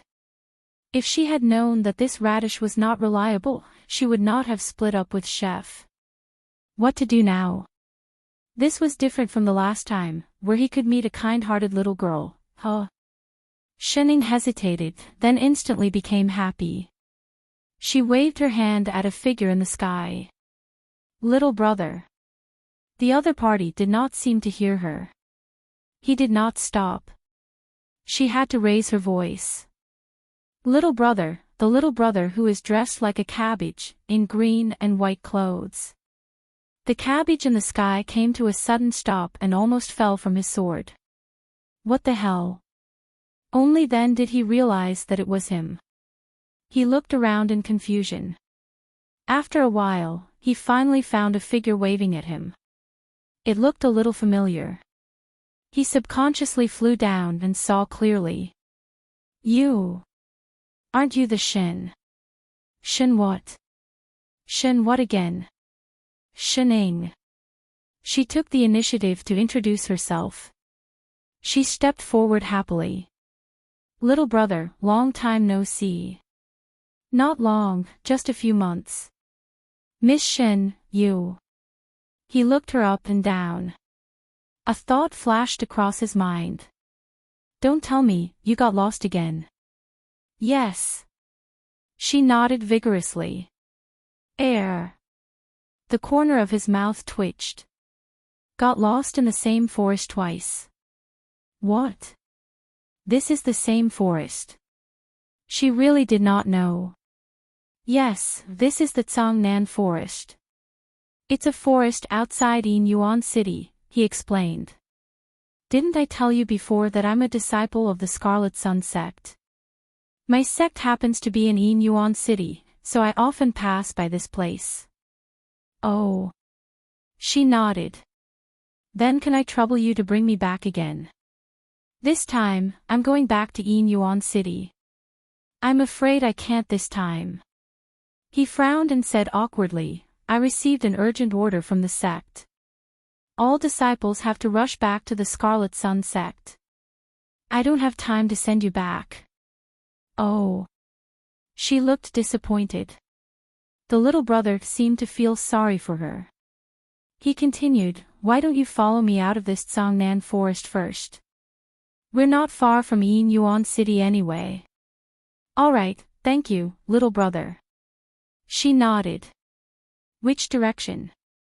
Just head east. He pointed to the right and was about to fly on his sword. Shen Ying grabbed his arm and said, we're in a hurry. I'll bring you this time.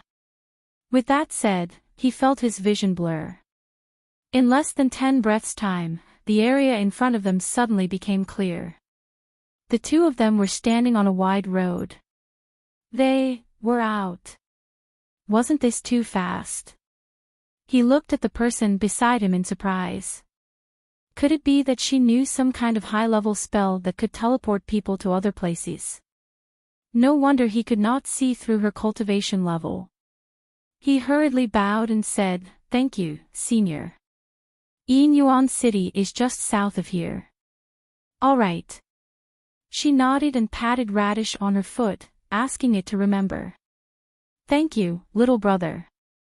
You're welcome, senior. He smiled. Thinking of the sex summon, he hurriedly said, my sex transportation array is just ahead. I'll take my leave first. Goodbye.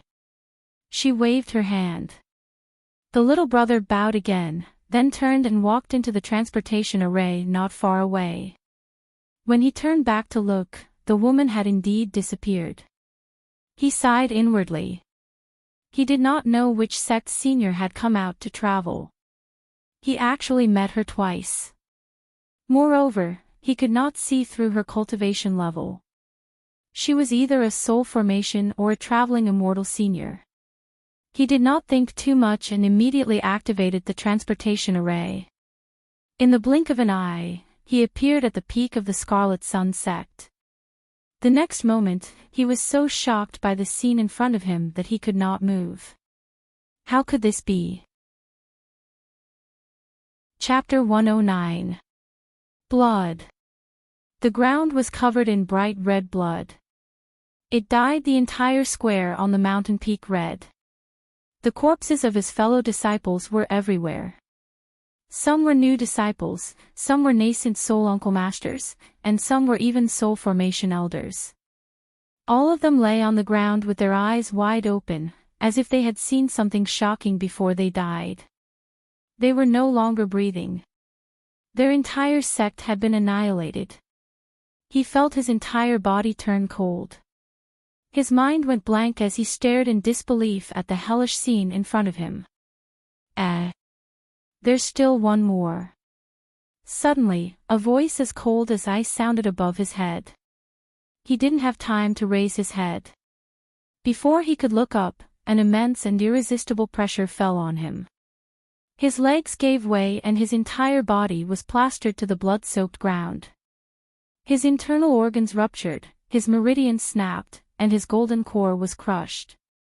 He opened his mouth and spat out blood. He could not move at all. He could only let his cultivation flow out of his body like blood. "Humph, you're just an ant." That voice rang out again, this time with a condescending tone. The young man used the last of his strength to raise his head and look in that direction, only to see a white figure flying into the sky. Light swirled around the figure, making it look dreamy and illusory. That was immortal chi. It was actually an immortal. Why? Why did an immortal want to annihilate his entire sect? He was filled with questions, but he had no chance to answer them. His life began to flow out of him, and his vision dimmed. Suddenly, a familiar figure appeared in his vision. "Young man. Young man, are you all right?" This voice was Shen. Miss Shen, why was she back? Before he could be surprised, something was stuffed into his mouth. He felt his body warm up. The bleeding stopped, and his body regained some strength. What happened? He finally reacted and tried to push her away. "Go. Hurry, leave this place. That person is not from this realm. He was here." Her expression darkened. She stood up immediately. When did he leave? Where did he go? He should be in the direction of Enchanting City. Seeing that she was about to chase after him, he immediately tried to stop her. "Miss Shen, you can't beat him. Hurry and leave." The person in front of him had already disappeared. "Don't go. Run." He instantly felt even more despair. "That's an immortal." Before he could finish speaking, a white light flashed in front of him, and with a bang, a person fell to the ground in front of him. His robes were as white as snow, and his body was surrounded by remnants of immortal energy. It was none other than the immortal who had just flown away. However, just like the people on the ground, he was no longer breathing. "Little brother, how are you? Are you still alive?" Shenning tilted her head and squatted beside him again. She thought for a moment, then suddenly plucked a white plant from her feet and plucked a bunch of white flowers. "Gee gee gee gee." The plant cried out a few times, feeling wronged. "Make any more noise and I'll stew you." The plants were silent. She passed the flowers to him and said, "Eat these and you'll feel better. I'm in a hurry, so I'll leave first." Oh. After saying that, she turned around and headed in the direction of Enchanting City. The young man's heart instantly warmed up, and he could not help but ask, "May I know which sect Senior is from?" The other party paused, then turned around and answered, "Oh, I'm the sect master of Invincible Sect." After thinking for a moment, she added, "If you have time, go and inform the other immortal sects to seek refuge in the demon realm first." With that said, her figure flashed and she disappeared again. Only then did the young man retract his gaze and look at the flower in his hand that was overflowing with spirit chi. The sect master of Invincible Sect. She's the #1 sword cultivator? So her real name is I Ching. Not far away, a certain Ing. Ah Chu, why does it feel like I've suffered a loss? Xian Yuan family. The entire city was desolate. The great array protecting the city had been broken, and there were broken walls everywhere. The originally clean and tidy ground was now stained red, and there were corpses of dead cultivators everywhere. Those who were in good condition could still see half of their corpses, but most of them did not even have their bones left. The originally bustling immortal city was now like a dead city. The only place that still had people was in front of the main hall of the Xian Yuan family. Xian Yuanyu led several traveling immortals to desperately hold up the defensive array. Inside the array were the hundreds of surviving disciples and citizens of the city. I Ching stood alone outside the array, sword in hand. His body was already covered in blood, but he still stood straight, not taking a step back. He looked up into the sky. There were 6 people standing in the air, all dressed in white, surrounded by immortal chi and glowing light. They looked down disdainfully, their eyes unmoved, as if they were looking at a group of dead things. Except for the immortal at the front. He frowned and looked angrily at I Ching below. He held his arm with one hand, and red liquid flowed continuously from his fingertips. It was obvious that he had been injured. I didn't expect that this realm would produce such an impressive sword cultivator. She can actually break through the immortal chi protecting her, one of them said teasingly. Yenyu, you've really failed miserably this time. The injured immortal's face darkened, and he looked at I Ching with even more fury. He laughed coldly and said, "Humph, I only broke through the immortal chi protecting my body.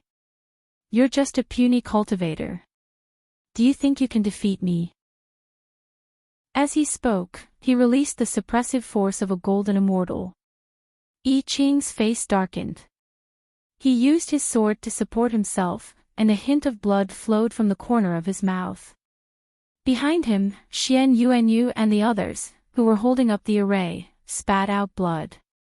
Even the array was on the verge of collapsing. I Ching could feel how strong these immortals were. They could not even compare to the 5 people in the Immortal Ascension Pagoda. These people's strength was overwhelming. I Ching had used all his strength, but he had only broken through the person's immortal chi protecting him, and that was in a one-on-one situation. The others did not attack.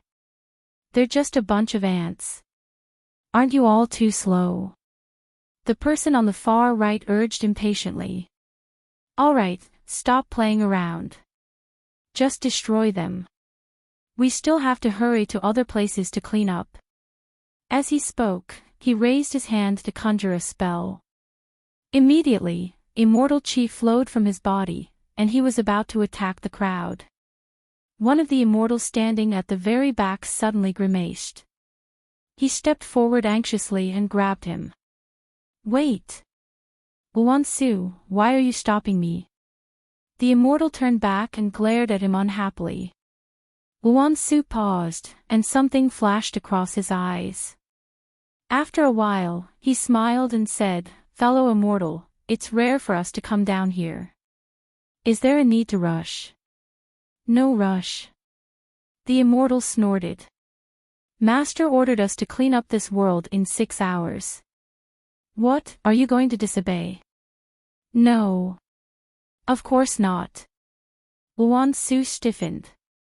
He glanced at the people below and said, I just feel that there's no need for a mystic immortal like you to personally deal with a few mere mortals. Just leave such trivial matters to us golden immortals. You? He laughed coldly. It's been almost 15 minutes and you can't even take down an ant that hasn't ascended. Leaving it to you bunch of trash is a waste of time. Indeed, golden immortals are golden immortals. Useless. You. Yu was so angry that his face turned red. He seemed to want to explode, but he thought of something and held it in. The immortal snorted and raised his hand to conjure a technique again. However, he was blocked by Luansu again. Wait. Luansu, what's going on with you today? The immortal's expression darkened. He was already angry. He thought of something and glanced at him suspiciously. Speaking of which, you were the one who suggested that Yu act alone. Don't tell me that you want to let these people off because they're also core cultivators? I'm not. He immediately retorted. The immortal glanced at him and snorted coldly. You better not. Don't forget Master's orders because of your birth. Not a single person in this world can be left alive. Of course not. The corners of his mouth twitched. He looked down at the people below and said, I just feel that this sword cultivator is an eyesore. He dares to block us and injure immortal Yu. I want to see where he gets his courage from. Why don't you leave this person to me? With that said, he did not wait for the other party to reply. He directly rushed over with his sword in hand, as if he could not wait to show his loyalty. I Ching felt the immortal pressure rushing towards him again. He gripped the sword in his hand tightly and activated all the spirit chi in his body. Just as he was about to fight with all his might, he suddenly heard a low voice. Attack the right side of my waist. Use the teleportation talisman. Go. Chapter 110. I Ching hesitated. Suspicious, he did not reply. The other party's attacks became fiercer and fiercer. Although they looked vicious, they always used up half of their immortal chi just as they were about to hit him. Without the support of immortal chi, all that was left was their understanding of swordsmanship. For a moment, the two of them were in a stalemate. Luansu urged anxiously, Hurry, what are you waiting for? Attack my lower right side. I Ching frowned and sent a voice transmission, Why are you helping me? There's no time to explain. The other party sounded more anxious. I can't let you die here. Let's get out of here first. No way. I Ching rejected directly. He did not care why this person was suddenly helping him. If I leave, the hundreds of cultivators behind me will definitely die. You can't save them even if you stay here. Luansu's voice trembled. 4 of the 5 people behind you are mystic immortals. You can't deal with them. Leave here and find your master. You know my master. I Ching was shocked. Of course I know him. Luansu gritted his teeth. I'll tell you the truth. Actually Luansu, what are you waiting for? Before he could finish, the mystic immortal behind him seemed to have noticed something. He suddenly said, You're taking so long to deal with a sword cultivator from the lower realm. A golden immortal is indeed a golden immortal. I don't have time to waste with you. With that said, he suddenly waved his hand. Immediately, a golden light shot straight in the direction of the crowd. I Ching was shocked. He immediately turned around and transformed his chi into a dragon. He charged directly at the golden light. With a dragon's roar, the golden light stopped in front of the defensive array. I Ching mobilized all the spirit chi in his body and waved it forcefully, trying to disperse the golden light. You overestimate yourself. The person snorted coldly. With a wave of his hand, another golden light shot out. This time, it went straight for I Ching. It was too late to turn back and defend. However, the defensive array was right behind him. He could not retreat. The golden light was about to penetrate his body. Be careful. Luan Su panicked. He rushed forward and summoned the defensive array to block the second golden light. The Xian immortal's face darkened and he sneered at Luan Su. Luan Su, are you going to betray Master? I. His face instantly turned pale, and his body trembled. No. I'm not. Don't forget, the only reason you're still alive is because of the Lord's mercy. Otherwise, you would have entered the cycle of reincarnation a long time ago, and now you're actually pitying these ants. His eyes instantly turned cold, and he chuckled. Whatever, ants will be ants. You will never be able to become a true immortal. Since you insist on seeking death, I will fulfill your wish and clean up the sect while I am at it. No. Luan Su widened his eyes in horror. It was too late. The Xian immortal waved his hand at the people behind him and said, "Clean them up quickly. Don't leave a single one alive." In the next instant, the 5 of them formed hand seals at the same time. 5 rays of golden light merged into one, bringing with them a world-destroying immortal pressure as they charged forward. Even Luan Su, who was a golden immortal, was forced to take several steps back. The defensive array that Xian Yuanyu and the others had set up shattered. Under the pressure of the immortal pressure, everyone fell to their knees like ants. Those with lower cultivation levels could not withstand the pressure. Blood flowed out of their eyes, ears, nose, and mouth. Their cultivation levels dissipated, and their bodies began to crack under the immense pressure. Even Yi Qing could not stand steadily. The spirit sword in his hand broke into 2. The golden light was about to turn everyone into ashes. Suddenly, everything darkened. A figure appeared in front of Yi Qing, casually raising a hand to block the attack. The light with the power to destroy heaven and earth stopped. It was like a piece of paper that was cut into millions of pieces, and the immortal pressure on everyone dissipated. Master! Yi Qing looked up in surprise.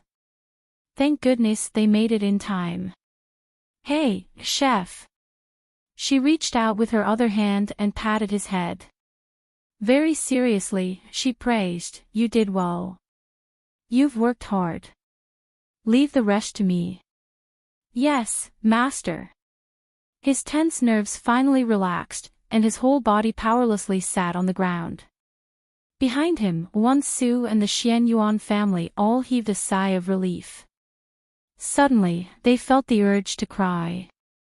Finally. "Who are you?" The mystic immortal in the air was shocked. He looked down at the woman who had suddenly appeared. She actually managed to block the combined attack of the 5 of them with one hand. Even with his mystic immortal cultivation, he did not sense how she had appeared here. Shening finally looked up at the 5 people in the air. She did not answer his question. Narrowing her eyes, she asked slowly, "Who said just now, 'Leave no one alive'?" She paused. Without waiting for an answer, she continued. "All right, I'll grant you your wish." The 5 of them paused. Instantly, they felt a murderous aura filling the sky, rushing towards them. They felt as if they had fallen into an ice house. Their hearts froze. Subconsciously, they had the urge to run away. The mystic immortal suppressed the inexplicable panic in his heart. He laughed coldly and said, "Humph, you're just a cultivator from the lower realm. You've learned some special skills and you dare to speak so arrogantly. Today, you dash, dong." Before he could finish speaking, there was a loud thud. The other mystic immortal who had been standing beside him suddenly fell from the sky. He landed heavily on the ground, no longer breathing. Sigma, junior brother Hao. The mystic immortal was shocked. He turned to look at the woman in front of him. She was still standing in the same spot. Her clothes did not even move. What exactly is dong? Another sound rang out. Another immortal beside him was smashed to the ground. Yen Yu. What exactly happened? Dong. The third one. You. He was already panicking. Looking at Shining, who was still standing in the same spot, he asked, "What exactly did you do?" Dong. The fourth one. In less than 4 breaths' time, he was the only one left in the air. Yet, he had no idea what had happened, let alone who had attacked. Fear rose in his heart.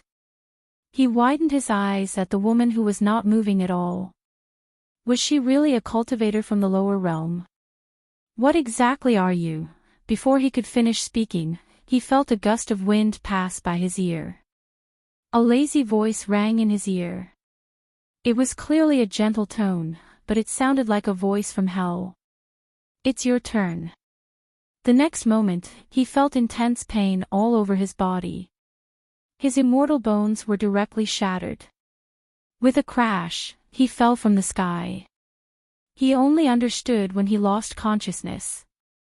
It was not that the woman did not move. It was because she was too fast. They did not even see her afterimage before the attack was over. This kind of terrifying strength was simply impossible to exist. In less than half a minute, the immortal from the upper realm who had forced the entire Xian Yuan family into a corner was defeated. It was so fast that they did not even have time to react. Xian Yuanyu felt like he was dreaming. He suddenly wanted to know how much great immortal Xin had held back when she came to the Xian Yuan family for a chat. I'm so tired. Shining clapped her hands. Her body bent like a shrimp. She was back to her usual useless self. It was as if the word lazy was stuck on her body. Just as she turned to order food from chef, she saw Wan Su beside him. Hey, there's another one. She forced herself to straighten her back and was about to walk over. Wait, exalted immortal. Wan Su was shocked. He immediately recovered from the shock of the rapid destruction of the immortal party. With a panicked expression, he explained, I'm with you. I'm a good citizen. Shen Ying's hand paused. She turned to the side. Chef. What was going on? Master, he was indeed helping me stall for time just now. I Ching nodded. After some thought, he added, but he came with the 5 immortals. I don't know him either. Oh. Shen Ying's eyes narrowed. How could you not know me? It's me, it's me. Luan Su pointed hard at his own nose and looked at Shen Ying anxiously. Exalted immortal, we've met before. Have you forgotten? Look carefully. I came down to the lower realm to look for you. Chef, do you remember? I don't remember. Oh, then let's just destroy them. The corner of Luan Su's mouth twitched. His expression immediately turned bitter. No, exalted immortal. I'm really one of you.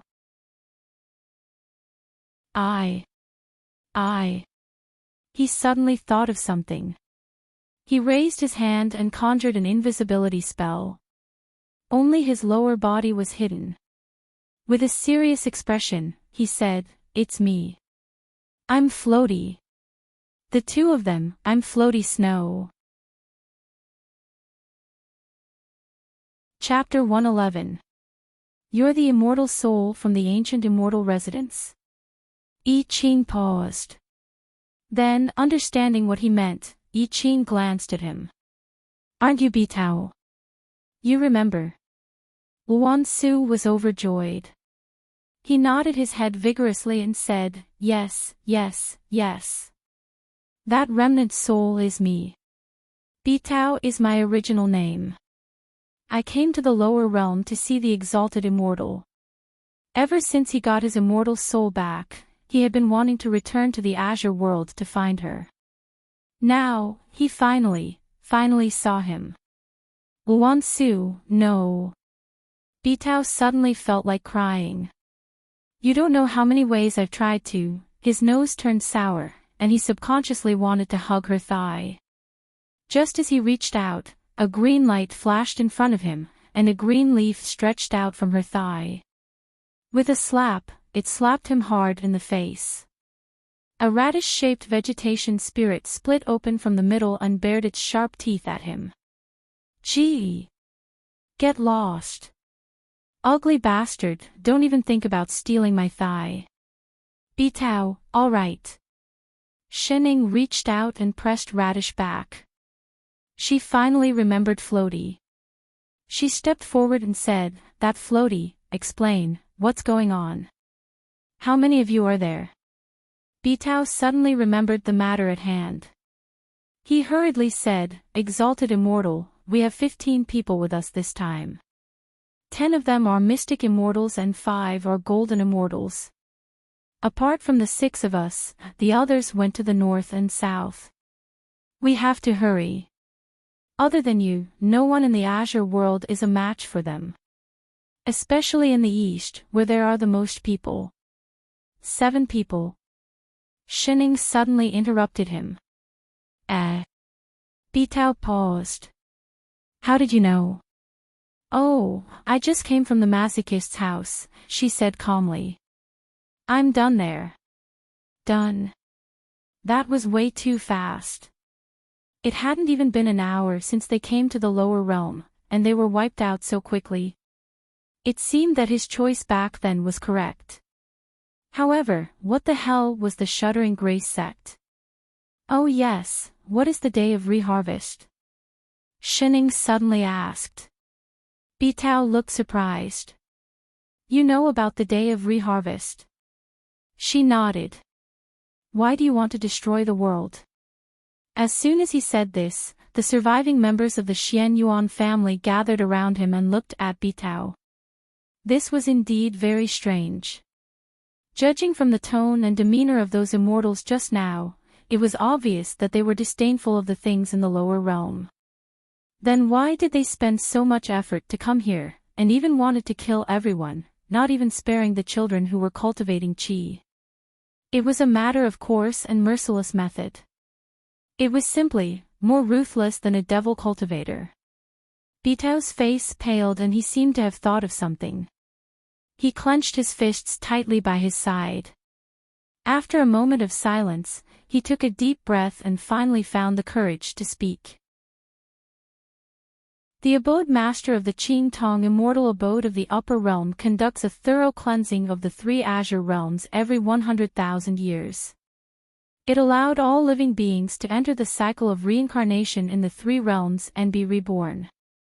The day of cleansing was called the day of reharvest. Including this time, this is already the 13th time Manor Master Sunli has cleansed this realm. You've destroyed the world 13 times. Everyone gasped in shock and anger. I Ching stepped forward and asked, why did he do that? This is a myriad of living beings. What were mortals in their eyes? Because the abode master is the master of this realm. Bitao's expression darkened. The entire 3 azure realms is a mystic realm created by the abode master using the immortal meridian. As the creator of this realm, the abode master can do whatever he wants with it. That's ridiculous. If he only wanted to create a mystic realm, why would he bring in a myriad of living beings? I Ching asked. Moreover, he had destroyed the world over and over again. Although immortals had the ability to create mystic realms, living beings were different. Only the Great Tao could create living beings. All living beings would eventually return to the cycle of reincarnation in the 3 realms. Bitao's frown deepened. He clenched his fists even tighter. That's because, that immortal meridian, Shening suddenly said. Bitao was shocked. His eyes widened as he looked at her. You knew. I could guess. Shening frowned. That abode master did not use the immortal meridian to create the azure world. He created this realm for the immortal meridian, right? That's right. Bitao nodded vigorously. The immortal meridian is hard to find. It's a treasure of the immortal realm. An immortal meridian can help the abode master become an exalted immortal, second only to the young emperor. But the immortal meridian that the abode master obtained is incomplete. Although it is beneficial for cultivation, it is not enough to help the abode master advance to the next level. The only way is to nurture the immortal meridian. He paused for a moment before continuing, but the immortal meridian is formed by the accumulation of thick immortal qi. The immortal qi in the Qing Tong immortal abode is only enough for the immortals to cultivate normally. It is not thick enough to nurture the immortal meridian, unless we borrow it from somewhere else. We borrow it from the cultivators of the lower realm, Shining continued. Yes. Bitao took a deep breath and scanned the crowd. The abode master created the azure world on the immortal meridian and brought in living beings. He wanted the cultivators of this realm to absorb the spirit qi of heaven and earth to increase their cultivation level. When the cultivators die, the spirit qi will naturally be used to nourish the immortal meridian. But, isn't the immortal meridian formed from immortal qi? Xian Yuanyu could not help but ask. Spirit qi cannot compare to immortal qi, right? Indeed, it cannot. Bitao's tone changed. But there are millions of cultivators in the lower realm. Although spirit qi was not as thick as immortal qi, a little made a lot.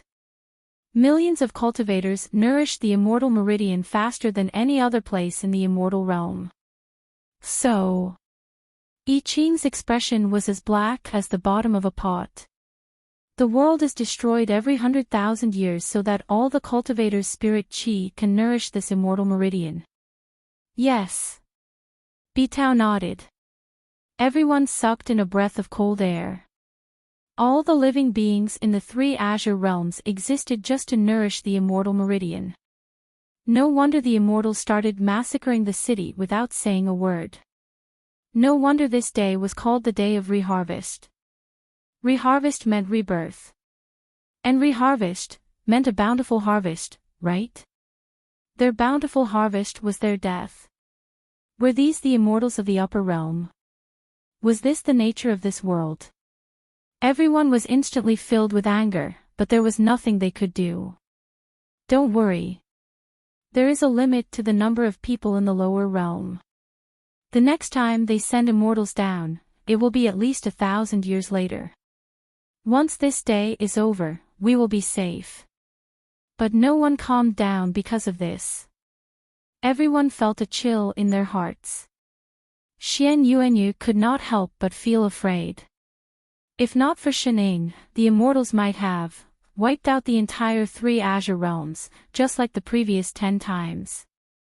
There was a dead silence in the room. Anyone would not feel good knowing that they were just a spirit qi tank raised by the immortals of the upper realm.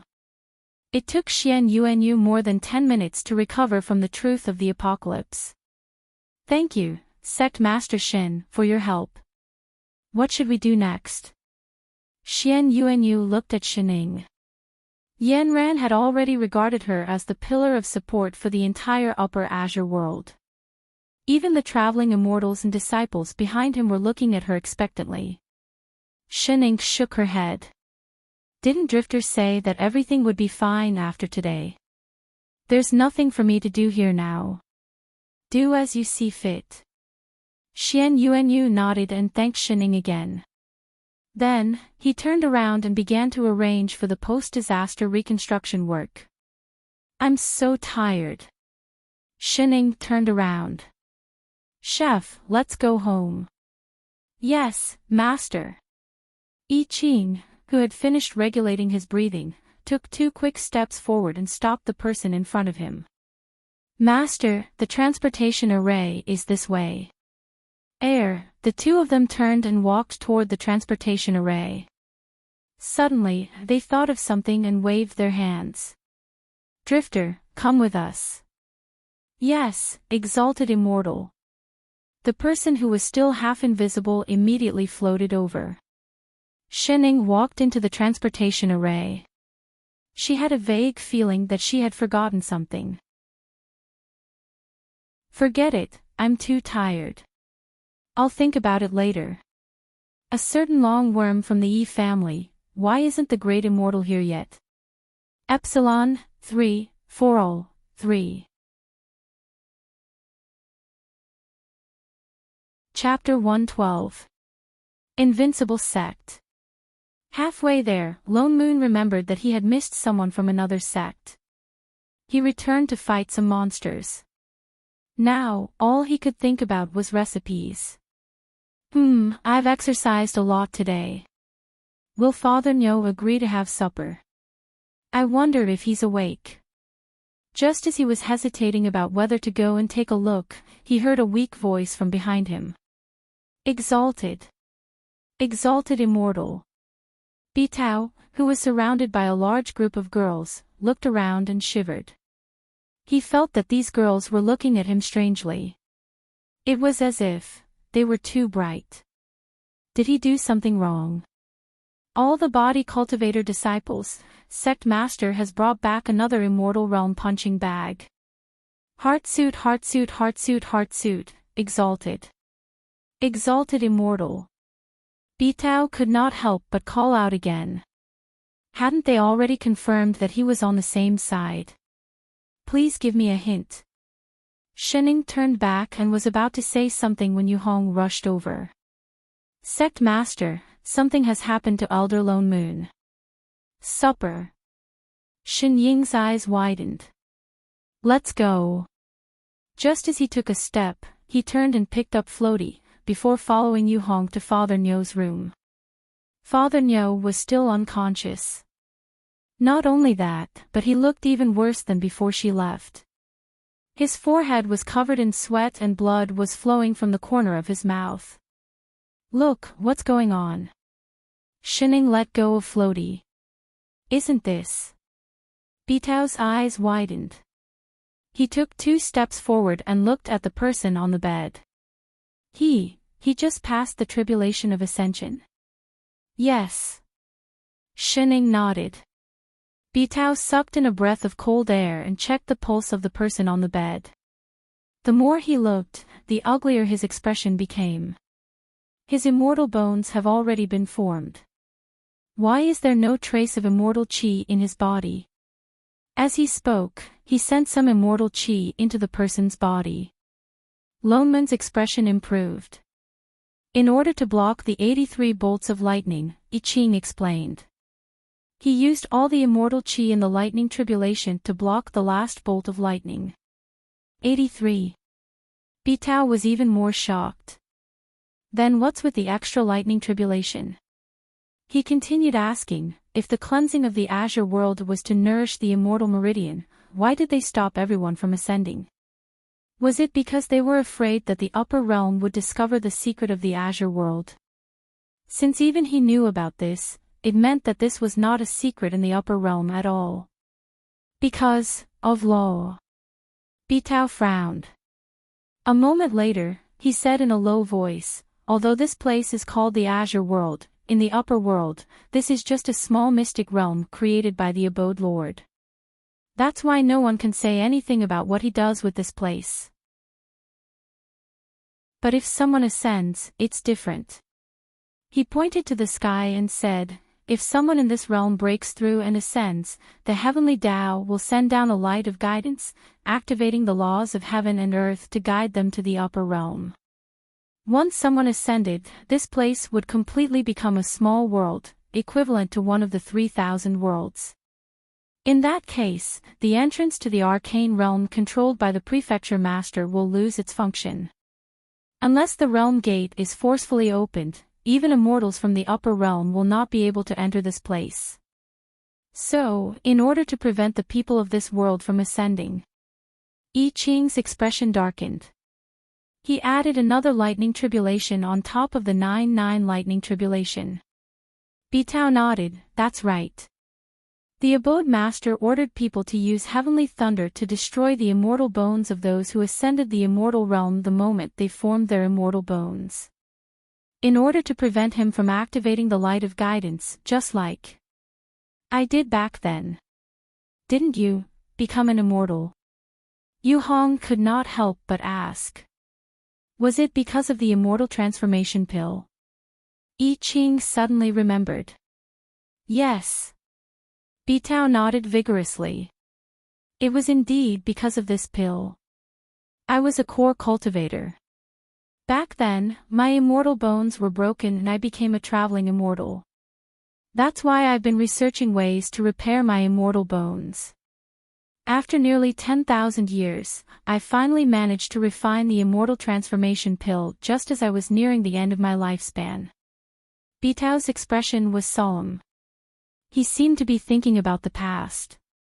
His body trembled slightly before he said, "When I came out of seclusion, my immortal bones were already formed and the light of guidance was reduced to half.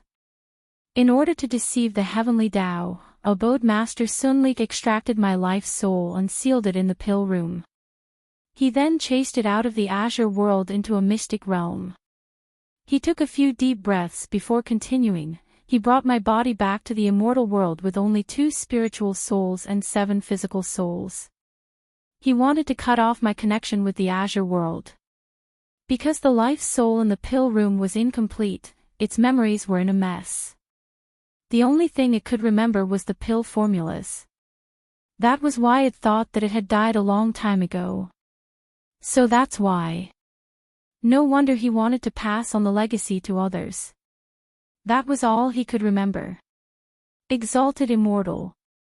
He turned to look at Shining and said solemnly, "Your fellow Taoist does not have any immortal qi in his body. I'm afraid he cannot activate the laws and attract the light of guidance. What's more, his immortal bones are already formed. If he doesn't hurry to the immortal world, I'm afraid." "How do we get there?" Shining frowned. "There's an entrance to the immortal world in this world," Bitao said. "It's the one in the lower realm. But I don't think it's closed yet, that one." Shining opened the window and pointed to a spot in the sky. "It's closed." "How could that be?" Bitao was shocked.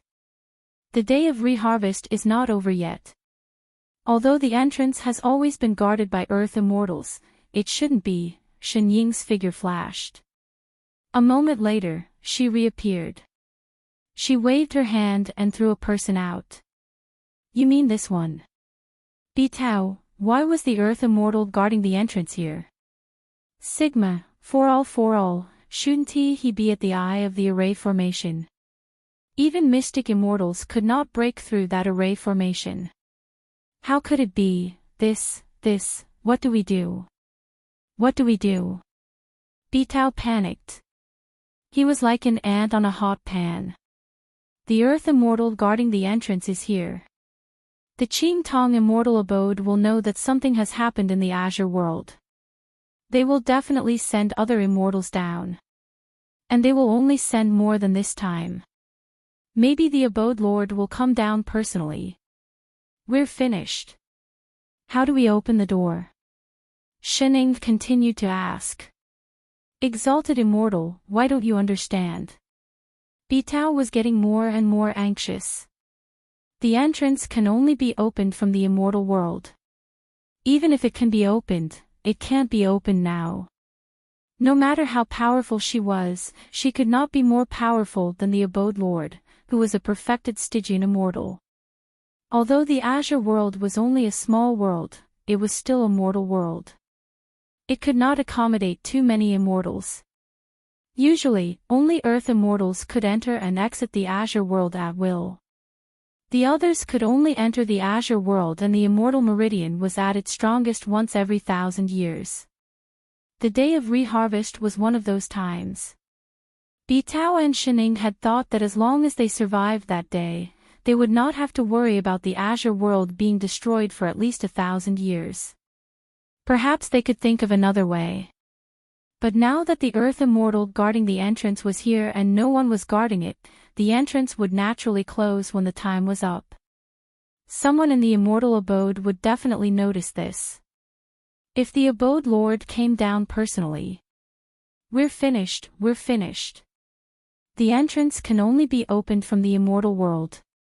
Of course. In that case.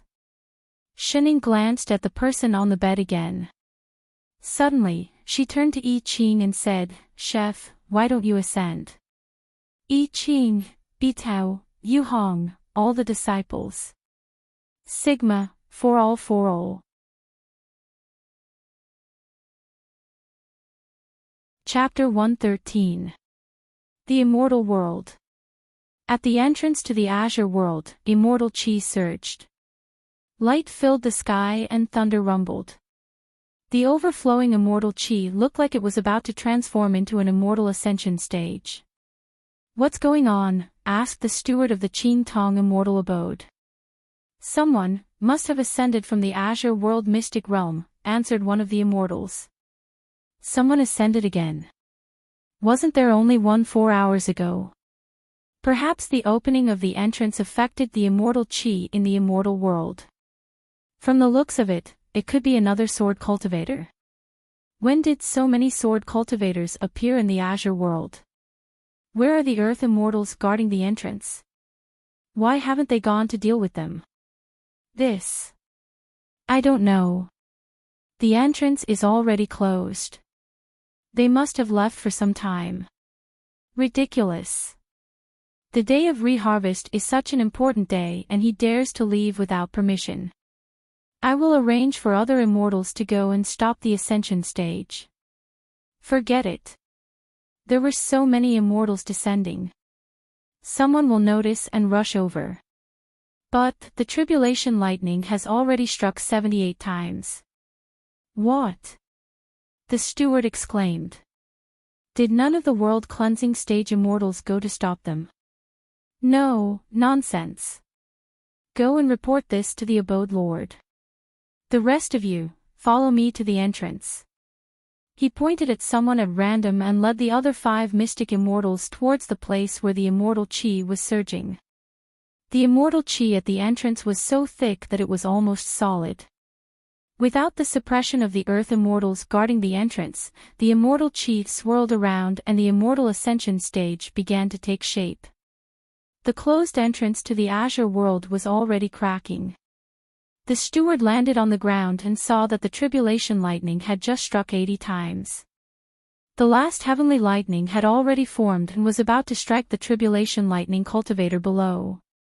Shocked, he immediately waved his hands to set up an array to suppress the immortal ascension stage that was about to take shape. He opened the entrance and entered the Azure world. He quickly recited an incantation.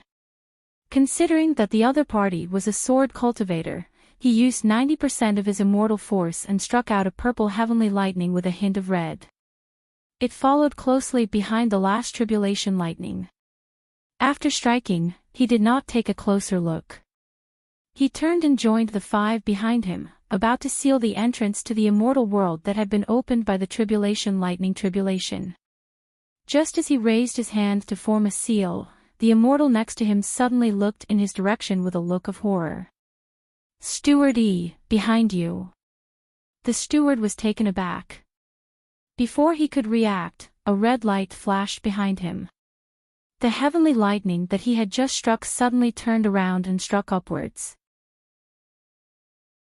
As if it had come to life, it struck one by one in a circle, wrapping around their waists like a whip. In the next moment, they felt their bodies sink and a whooshing sound rang out beside their ears. Along with the steward, the few Xian immortals were pulled straight down the entrance like a string of gourds. Without the suppression of the array formation, the immortal ascension stage instantly took shape. The golden light of guidance soared into the sky and instantly turned the entire Qing Tong immortal abode golden. Sun Li, who was sitting in the main hall, suddenly opened his eyes and looked at the golden light that had already shone into the hall. Light of guidance. What's going on? His voice was low and spread throughout the entire immortal abode. The Stygian immortal's immortal aura immediately enveloped a radius of 100 miles. My lord. The immortal who had come to report the news had just arrived outside the hall. He quickly walked in and said nervously, "In the Azure world, there is a sword cultivator who has just ascended. Steward E has already brought people to suppress him. Perhaps, they did not make it in time." Ishio is getting more and more inattentive. Sun Li's expression darkened. He waved his hand and a beam of dermic light flew out. In an instant, a huge array formation appeared in the sky, suppressing the spreading golden light. Then, he ordered in a low voice, "Go to the reception hall and get a few people to destroy the immortal ascension stage. As for that ascended cultivator, we cannot let him enter the immortal world in one piece. Shatter his immortal bones, extract his life spirit and seal it in the immortal world." "Yes." The immortal bowed and retreated. In less than half an incense stick's time, he tumbled back into the room. "My lord, bad news. He's coming up." "What?" Sun Li was shocked. Even the reception hall could not stop the ascended cultivator from entering the immortal world. No, they could not stop him, but that's not a human. What nonsense is this? Sun Li frowned and his expression darkened. "Why are you panicking? What exactly happened?" With that, he cast a mind-cleansing spell. The immortal world, the immortal world. The immortal did not stop panicking. He pointed outside and said, "Something terrible has come up." "What's terrible?" Sun Li was about to ask. Suddenly, the earth shook, and with a rumbling sound, cracks the width of a palm appeared on the ground. They spread in all directions, and even the main hall began to shake. Sun Li was shocked. In a flash, he flew out of the hall and stood upright in the air. It was only then that he realized that starting from the newly formed immortal ascension stage, the entire Qingtong immortal abode began to crack like a broken mirror. The original immortal palace residence had been toppled. Hundreds of immortals flew out one after another. The golden light that was originally only one beam began to seep out from the cracks, covering the entire immortal realm. The entire world was illuminated by the golden light. What exactly was going on? The golden light around them grew brighter and brighter.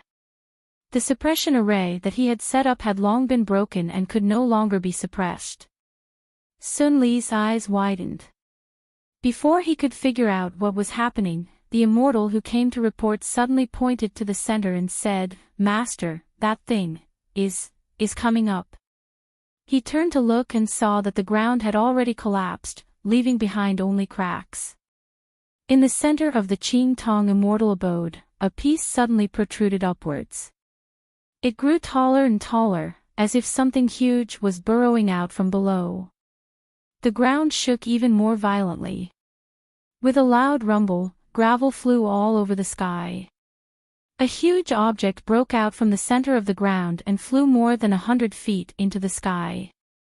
With a loud bang, it landed firmly on the original Qingtong immortal abode, causing the ground to shake again. Suddenly, a lush green field appeared in front of them. What did they see? The Azure world had ascended, a spirit mountain. Before they could react, a lazy voice suddenly sounded, "Well, which one of you is the Stygian immortal Sun?" Sun. Sun what again? Sun Li, a voice reminded them. Oh, yes, Sun Li. Only then did everyone realize that there were three people standing side by side on the peak of the mountain. There were two men and one woman. The one who spoke was the woman in the middle. Who is Sun Li? Sheneng asked again. Perhaps they were shocked by the Spirit Mountain's ascension. The immortals in the sky subconsciously turned to look at the person in the middle. Looks like it's you. Shen Ying's eyes narrowed slightly. Then, she looked at Sun Li. Well, I came up to tell you something. From today onwards. She suddenly took a step forward and said word by word. In the name of freedom, the Azure world is independent. Chapter 114. Sun Li ignored Shining and looked at Yi Qing. His eyes widened. You've successfully ascended. The immortal meridian, shocked, he subconsciously tried to conjure a seal to open the entrance to the Azure world, only to find that he had completely lost contact with the mystic realm that he could have easily opened. His face immediately darkened. He was so angry that his face contorted. The immortal meridian that he had nurtured for hundreds of thousands of years, the Azure world that he had painstakingly created, the Azure world that he had expended his cultivation to bring in all the living beings, had actually become one of the 3,000 mortal realms. He had completely lost contact with it. Damn it. Mere ants from the lower realms dare to destroy my secret realm and sever my immortal meridian. His eyes turned bloodshot as he glared at Yi Qing. Do you think you'll have nothing to worry about after ascending to the immortal realm? If I don't allow it, even if you become immortals, you can forget about living forever. He gestured to the people behind him and said through gritted teeth, crush the bones and souls of everyone on this peak. As for that sword cultivator who damaged my immortal meridian, this seat will deal with him personally. As soon as he finished speaking, immortal qi erupted from his entire body. He summoned his immortal artifact and charged forward.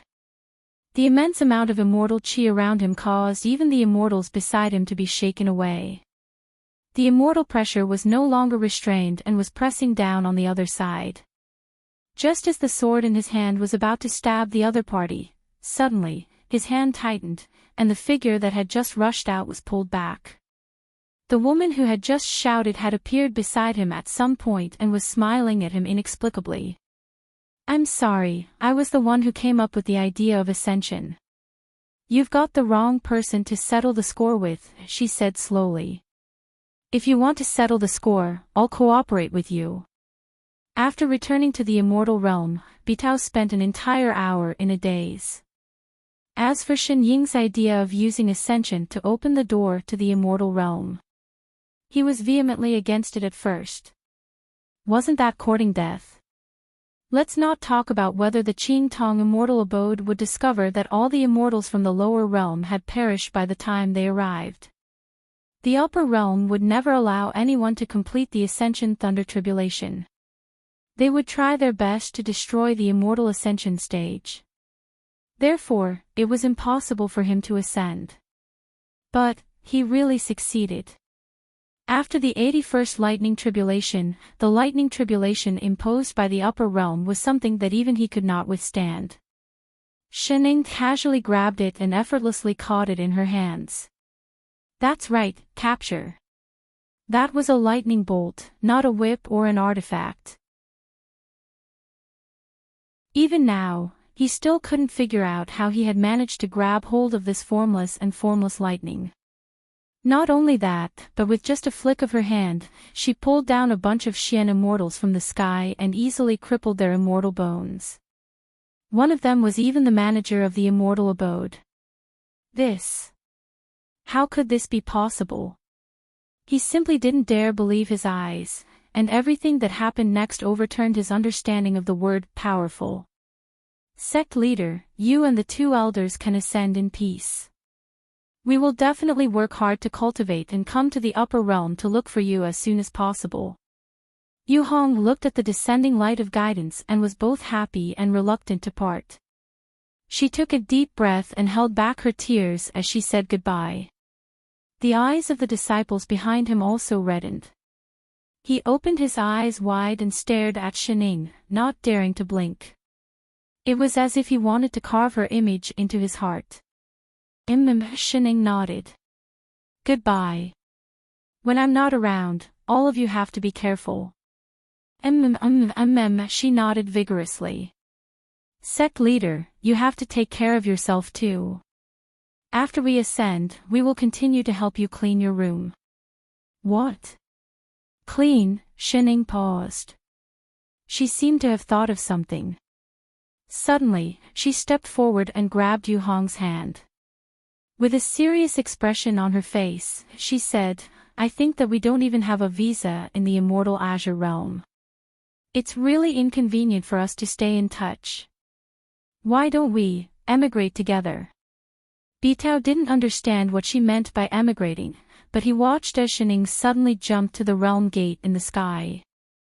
Then, she expanded the realm gate that was only the size of a person by a few hundred times. She did it with her bare hands. Then, she jumped down from the invincible sect and kicked the entire sect, which was enveloped by the light of guidance, up into the upper realm. It was really a kick. She didn't even give it a second kick. By the time he reacted, the entire invincible sect had already turned the Qing Tong immortal abode into a pile of rubble. In the immortal realm, he had seen countless immortals who ascended. It was not uncommon for them to bring people with them, as long as they could withstand twice the amount of lightning tribulation. Some of them ascended with their Tao partners, some with their children, some with their masters, and some with their friends, but he had never seen anyone bring an entire sect with them. And it wasn't just people either. They even brought their own territory. Bitao felt that his common sense was being put to the test. He must be dreaming. Yes, that must be it. It was normal to see unimaginable things in dreams. So compared to bringing their own territory and raising their whole sect to immortality, there were hundreds of immortals in the Qing Tong immortal abode. It was very normal for them to be wiped out in less than 5 minutes. As for Stygian immortal Sun Li, yes, he was the first to fall. Straight-faced, she became so powerful that even an immortal emperor would find it hard to defeat her, much less a Stygian immortal like Sun Li. At least, he had never heard of an immortal emperor who had the ability to tear the realm gate apart with their bare hands. Unless, suddenly, he turned around and slammed his palms on the table. Exalted immortal. Ha! Shining jumped. She looked down at his hands and frowned. Are you a divine being? Other than the divine beings who were more powerful than immortals, no one else had such power. Are you crazy? The corner of Shen Ying's mouth twitched. She raised her chopsticks and knocked them against Bitao's hands. My dishes. Bitao paused. Only then did he realize that his hands had landed on 2 bowls of food. The 2 dishes were now a mess. Master, do we need to deal with this disrespectful person? I Ching summoned his sword. Wait. I didn't do it on purpose. Bitao's face paled. He quickly took a step back. I'll pay for it. I have immortal stones. He immediately took out his bag. Shining nodded. I Ching kept his sword. Yes, Father Nyo had his first investment in the immortal world. Exalted immortal, are you really not a divine being? Bitao did not give up. He looked her up and down. That's not right. He had clearly heard from the steward that a divine race had come to the Azure world hundreds of thousands of years ago. That cowardly Sun Li was afraid that it would discover the truth about the Azure world. That was why, for the past hundreds of thousands of years, apart from the Earth immortals guarding the gate to prevent people from the lower realms from ascending, no one was allowed to enter the Azure world. They even delayed the day of reharvest by a few thousand years. Only after confirming that the person had left the Azure world did they reactivate the day of reharvest. He had thought that the divine being had not left, and that it was exalted immortal Shen himself. Bitao was even more confused now. Lone Moon, who had finally woken up, felt the immortal qi around him the moment he woke up. It was obvious that he had ascended to the immortal realm. But, this familiar room, the familiar furnishings, and the sect disciples who passed by and greeted him, what the hell? Wasn't he supposed to be the first person in Invincible sect to pass the Ascension Tribulation before a certain cheat in chef? Why did the entire sect, including the land, ascend to the immortal realm when I woke up. Damn it, give me back my sense of superiority. For all, Ngunguo.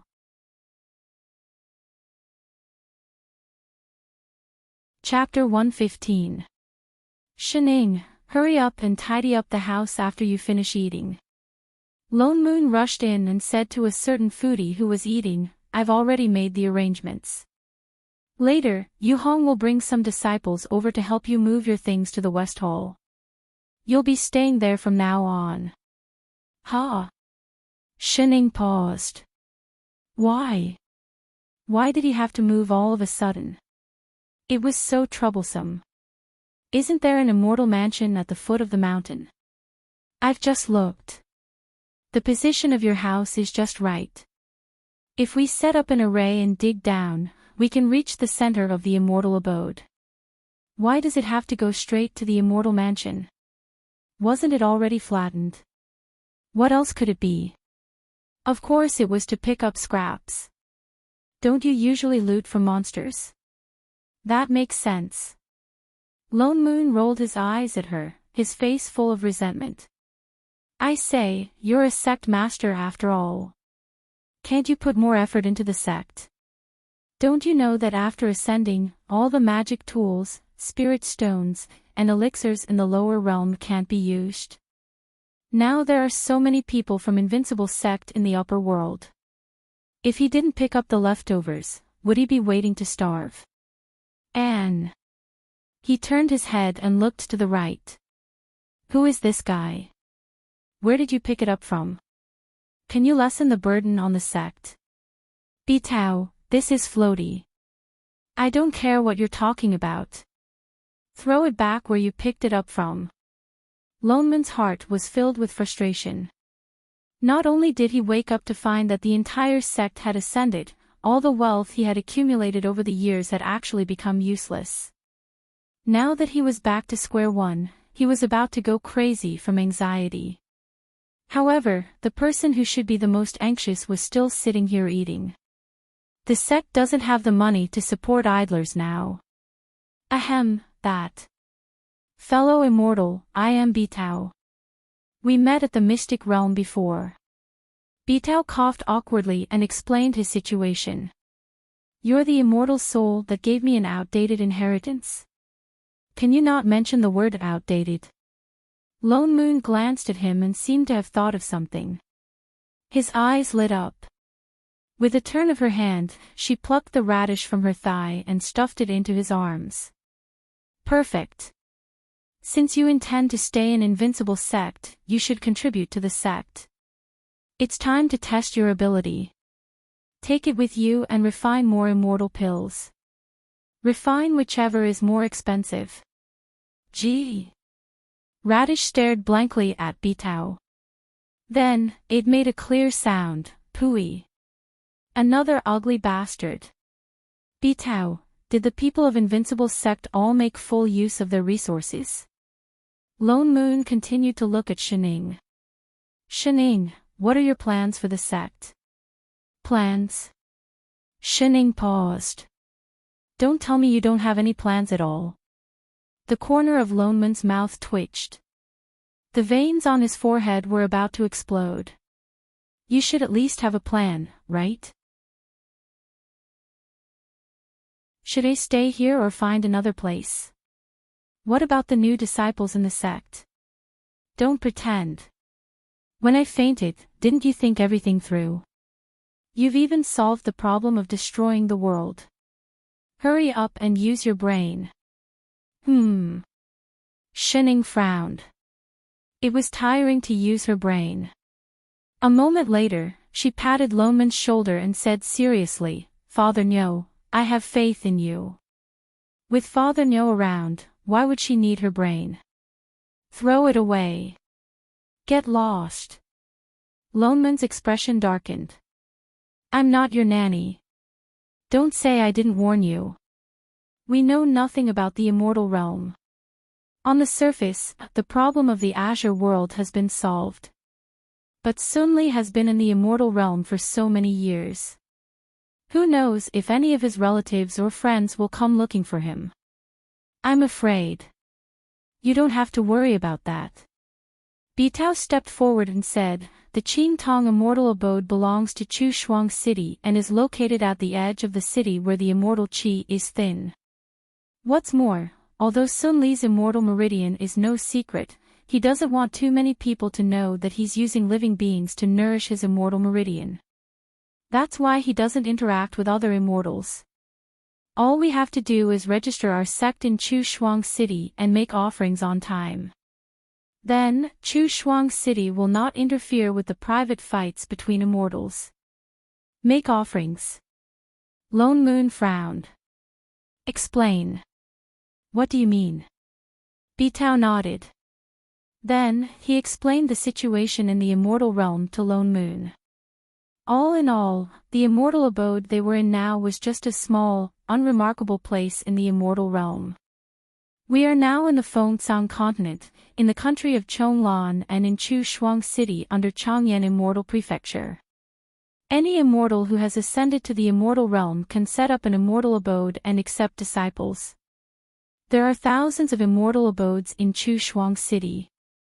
The Qingtong Immortal Abode is one of them. The entire Chu Shuang City belongs to the city lord. If you want to set up an immortal abode here, you have to offer a certain amount of immortal stones to the city lord every year. There's an immortal meridian under Chu Shuang City. The closer you are to the city, the thicker the immortal qi. Although the Qingtong Immortal Abode is a first-class immortal abode, it's located far away from the city. That's why it doesn't offer many immortal stones every year. What about the Stygian immortal you mentioned? Lone Moon asked. The immortal realm is the same as the mortal realm. We also need to raise our cultivation level, Bitao continued. There are 8 big realms in total. They are Earth Immortal, Golden Immortal, Mystic Immortal, Stygian Immortal and Exalted Immortal. Most people who have just formed their immortal bones and ascend to the immortal realm are Earth Immortals. Only Stygian Immortals can become emperors. Emperors are divided into young emperors, immortal emperors and celestial emperors. Once you become emperors, you can build your own country. The king of Chonglan is immortal Emperor Guyu. Celestial emperors are above immortal emperors. They are the true masters of a continent. There are 10 celestial emperors in the immortal realm. Each of them occupies one of the 4 seas and 6 continents. You mean to say? Shining said as she ate, we're just a small mountain village. As long as we pay our taxes on time, no one cares who lives here. You can say that. Bitao nodded. Lone Moon heaved a sigh of relief. After thinking for a moment, he continued, those who form their immortal bones are Earth Immortals. What will happen to the disciples who have not undergone the lightning tribulation of immortal ascension without immortal bones? Don't worry, fellow immortal. This is easy to solve. Bitao explained, as long as they soak in the immortal transformation pool, the water will wash away their mortal bodies and form their immortal bones. However, their current cultivation levels are not high enough to withstand the power of becoming immortals. At the very least, they will have to wait until their cultivation levels reach the nascent soul stage before they can enter the pool. Where is the immortal transformation pool? Lone Moon asked. Fellow immortal, you have misunderstood. The water in the immortal transformation pool is actually water condensed from immortal qi. Just dig a pool and set up an immortal gathering array. The immortal qi in the immortal realm is denser than spirit qi. What's more, there won't be any lightning tribulation in the lower realm. These disciples will only need a few decades to become Earth Immortals. Lone Moon frowned. They would be able to ascend in just a few decades. He had worked so hard for hundreds of years. Now that he was back to square one, his heart ached even more. Great Immortal Shin, we have to go to Chu Shuang City to register ourselves during the next offering ceremony. That way, Invincible Sect will be considered an official immortal sect here. When is the next offering ceremony? It has always been at the beginning of March. He counted on his fingers and suddenly paused. His eyes widened and he said, I think it will be, tomorrow. Shit, why didn't you say so earlier? He turned and rushed out. Soon, he returned with tens of disciples. Pointing to the side hall, he said, Quick, don't worry about it anymore. Dig as hard as you can. Don't miss a single immortal stone. Shining. Chapter 116. Chu Shuang City. Invincible Sect. The immortal in charge of registration looked at the document in his hand, then at the three people in front of him. Finally, he could not help but ask, You really want to start a sect? Yes. Just you two Earth Immortals and The immortal glanced at Shining, who was beside him. He could not tell what her cultivation level was. His eyes widened, and his face was filled with the words, Are you stupid? Although it was not rare to start a sect, they had to hand over at least 200 superior-grade immortal stones every year. This amount of immortal stones was not much to a sect, but to ordinary cultivators, it was a lot of money. That was why only those who had a rich family background or a strong enough backer would do this. What's more, the person who started a sect was usually at least a mystic immortal. Of the people in front of him, two were obviously Earth Immortals who had just ascended. There was still the aura of the lightning tribulation on them. The other was not even an Earth Immortal. It was obvious that he had been brought to the upper realm. It was just these three people, yet they wanted to establish a sect. Could it be that they had too many immortal stones, making them feel uncomfortable? Are you sure? He asked again.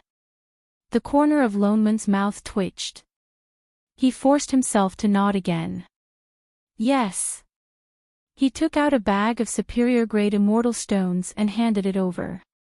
Thank you, fellow immortal. The immortal took the immortal stones and looked at them as if they were idiots. Then, he picked up the completed document, conjured a seal, and muttered something. With a shake of the paper, the lines of words immediately flew up from the paper and directly into a huge immortal wall behind him, disappearing into it. Then, a light flashed and the name Invincible Sect appeared on the stone wall. It was the same as the names of the other immortal abodes, occupying a small space. All right, remember to come once a year, the immortal reminded them. Then, he added, if you run out of immortal stones, you can come and cancel it at any time. Thank you. Lone Moon bowed politely. Then, he pulled Shining and Yi Qing out of the door. This was the first time in his 2 lifetimes that he was facing a financial crisis. He had thought that the Qing Tong immortal abode would be able to support so many immortals. But when he dug underground, he found out that Sunli was just a pauper. All the immortal stones in the Immortal Mansion's secret vault added up to less than 1,000 immortal stones, which was only enough to pay taxes for 2 years.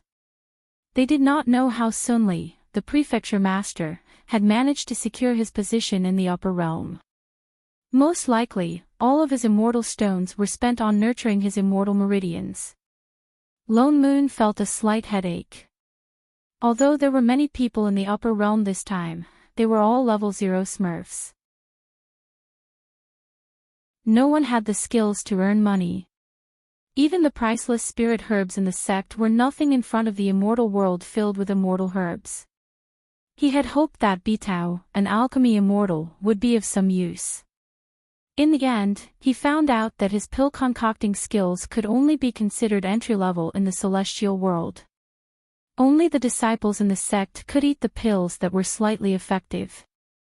Forget about selling them for immortal stones, even if he gave them away for free, no one would want them. It was urgent. He had to find a way to earn money. He looked around.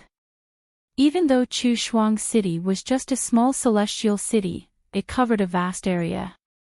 It was several times larger than the cities of the aristocratic families in the lower bound. As long as he looked carefully, he would definitely be able to find a business opportunity.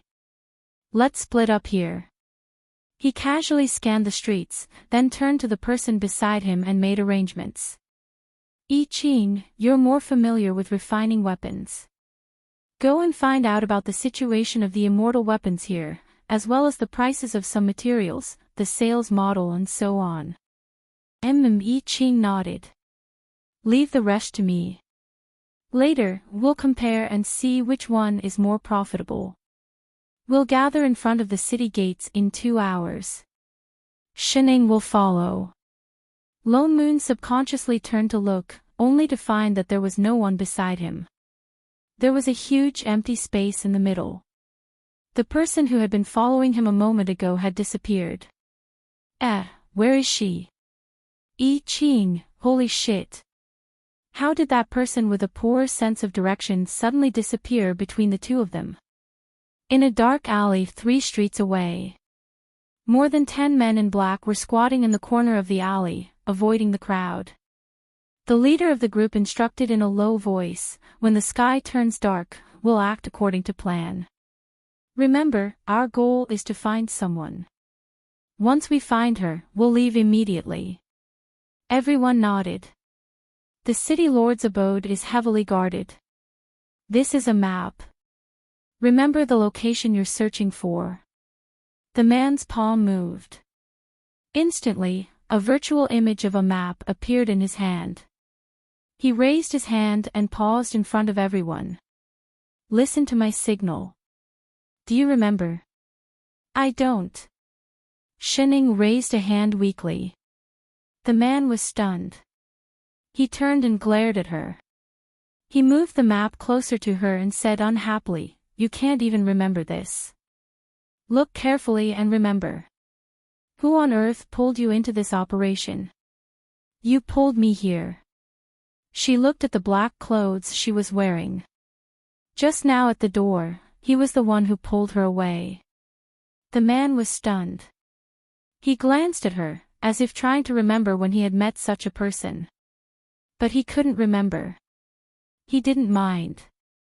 He pointed to a spot on the map and said, Here, you go in from here. The person should be in the side courtyard. Don't go to the main courtyard.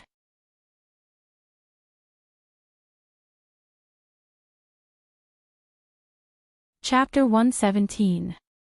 Who are you? What are you trying to do by barging into the City Lord Manor?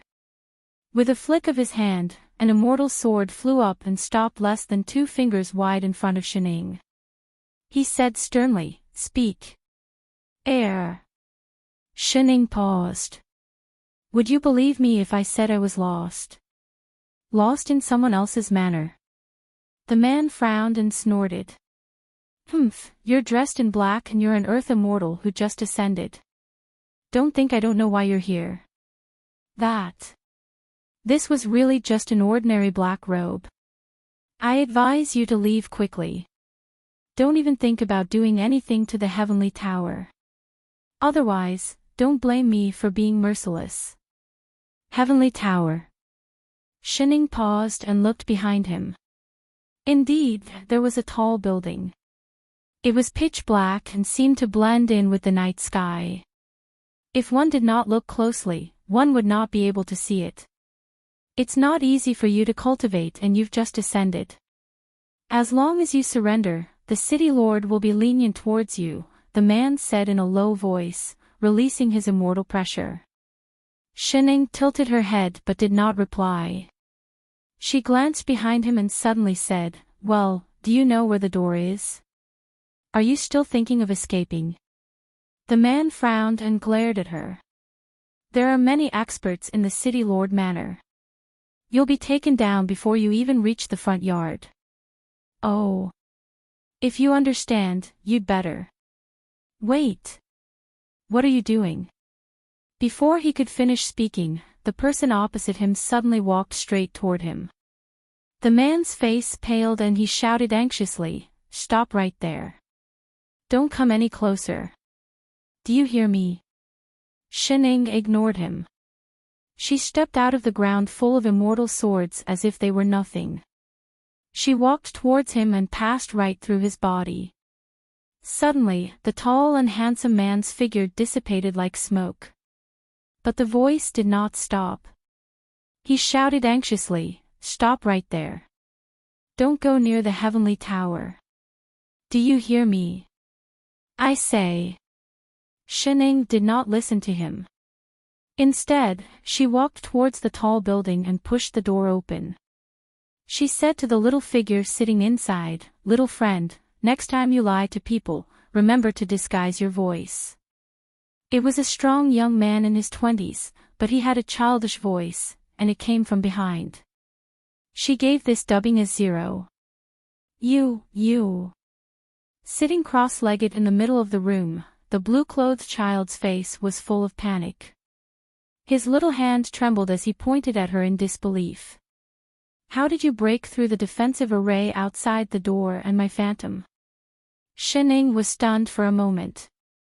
Putting aside the fact that the phantom had failed, was there such a thing as a defense array? "I say, little friend." She walked straight in and saw that the child was trying to crawl back in fear. She couldn't help but reach out and pull him back. "Don't be afraid. Auntie just wants to ask you for directions. Tell me where the door is." "You." The child's eyes widened and he glanced at her suspiciously. "Are you really just asking for directions?" "Yes." She nodded seriously to show that she was not a strange auntie. "If you're willing, you can also tell me the direction of the city gate." You're not going to catch me." The child was even more confused. His little face was full of surprise. "Why would I catch you?" She spread her hands. The child was even more shocked. "You really aren't here to take me away?" "Yes." She nodded hard and added, "I'm quite poor. I can't afford to raise a child for the time being." "Really? Really? I promise in the name of Ultraman. Is that okay? Tell me where the door is." What was Ultraman? The child was stunned for a moment. He let down his guard and glanced at her again before saying slowly, "This is the side courtyard at the back of the City Lord Manor. Behind it is Immortal Slaying Cliff. There's no exit. If you want to leave, you can only go through the front courtyard." "Oh." She nodded. "Thank you, little friend." She was about to get up. "Wait." The child suddenly pulled her back. He hesitated for a moment before saying, "Well, you'd better go out later. My father and grandfather are in the front courtyard subduing demons. If you go out from here, they'll think you're an accomplice of the demon race and kill you together." He looked at her worriedly. He suddenly thought of something and immediately retorted, I'm only reminding you because you're not particularly bad." "All right, thank you." Shening smiled and reached out to rub his head. She thought for a moment and reminded him, "Well, there are more than 10 people outside. They're dressed in the same black as me. They're real human traffickers. For safety's sake, you'd better hurry to the front courtyard to find your father and grandfather. There are people in the side courtyard." The child was shocked. "Are they all Earth immortals?" "Air. I think so," she said, completely unreadable. "No wonder they can come in here." The array formation in the courtyard was targeted at immortal chi. The Earth immortals who had just ascended still had some spirit chi. The immortal chi was not thick, so they could enter here without being detected by the array formation. "Why don't you come with me?" she suggested. The child's expression darkened. Even the light in his eyes dimmed. He pointed to his feet, feeling wronged. "I can't leave this array formation." "Array formation?" She looked down. Indeed, there was an array formation less than a meter in diameter where the child was sitting. If she did not look closely, she would not be able to see it. My grandfather set up a defensive array formation in Zhongguang building. Even Earth immortals would not be able to enter this building easily. He looked proud. After thinking for a moment, he added, "You don't count."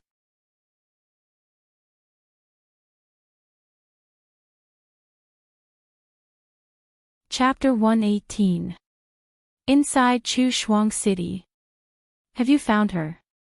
Lone Moon asked. She's not in the west. I Ching shook his head. I'll go to the east. Forget it. Lone Moon pulled him back. You know that your master has an invisibility attribute. Unless she takes the initiative to look for us, it won't be easy for us to find her. But Master doesn't know the way. I Ching reminded him. The corner of his mouth twitched. For the 101st time, he wanted to beat someone up. There's no other way now. We can only wait and see. Wait? I Ching hesitated. Wait for what? Wait for something to happen. Lone Moon gritted his teeth. Don't you know what kind of person your master is? Wherever she is, nothing good will happen. Maybe now. Rumble. Before he could finish speaking, there was a loud noise from the east. The whole of Chu Shuang City shook. Large amounts of black qi suddenly appeared out of nowhere and covered the entire east city. Master's aura is coming from that direction. I Ching was delighted. He flew over on his sword. Indeed. Lone Moon frowned. He turned to look east. He knew it would be like this. He had no choice but to follow. He saw many immortals flying out from that direction, their faces filled with fear. They cried out as they flew. Demonic qi, such strong demonic qi. Yes, the direction of the City Lord residence. The demons are attacking the City Lord residence. City Lord residence. The corner of Lone Moon's mouth twitched. 10,000 horses galloped through his heart. It's the City Lord residence. That foodie has another name, discomfort if he doesn't cause trouble, right? He actually went to the City Lord residence. The two of them flew all the way to the east of the city. From afar, they saw immortals fighting in an immortal residence. There was light from spells everywhere. These people looked to be at least as strong as the two of them. Especially the one in the middle. The immortal qi on his body was several times stronger than Sun Li's. He was fighting with a person wrapped in black qi. That person seemed to be invisible. No matter what the other party attacked, they could not hit him. Moreover, he hid in the black qi from time to time. The black qi was getting thicker. They were just at the edge, but they already felt uncomfortable. Help! I Ching said and rushed in directly. Lone Moon gritted his teeth and followed them in. The sword qi in his hand immediately swept towards the black fog, forcing it back several feet. He pulled out an azure-robed immortal, who was about to be swallowed by the black fog, and retreated back into the protective array formation. You are. That person was stunned and looked at the two of them in surprise. After the demonic aura appeared, everyone except the people from the City Lord's mansion rushed to fly out. He didn't expect that someone would rush in to help. Although they were only earth immortals, their sword qi could repel the demonic qi. Could it be? Before that person could ask in detail, the devil qi surged up again. He had no choice but to join the battle again. He dispersed the wind blades formed by the devil qi and prevented the devil qi from destroying the defensive array formation. However, this couldn't go on. Not long after, the immortal fighting the Black Shadow was struck by a strand of demonic energy and fell to the ground. Ancestor! Everyone exclaimed. His entire left shoulder was instantly corroded by the devil qi, revealing the bones. He immediately cut off his entire left hand with a sword, then performed a hand seal to stop the endless flow of blood from the wound. However, with this delay, the black shadow had already rushed over and was about to pounce on that person. Suddenly, a strand of sword chi struck the black shadow. The black shadow trembled, let out a muffled grunt, and retreated in an instant. The person fighting the black shadow was shocked. He looked down at the few drops of black blood on the ground, which still carried demonic chi. He looked at I Ching in surprise and asked, how did he hit the demon? I Ching seemed to understand what he wanted to ask. As he blocked the black chi, he replied, my master said that the demon is not invisible. The key is speed. That person was stunned for a moment, then he said, thank you. As he said this, his figure flashed and he flew towards the black shadow again.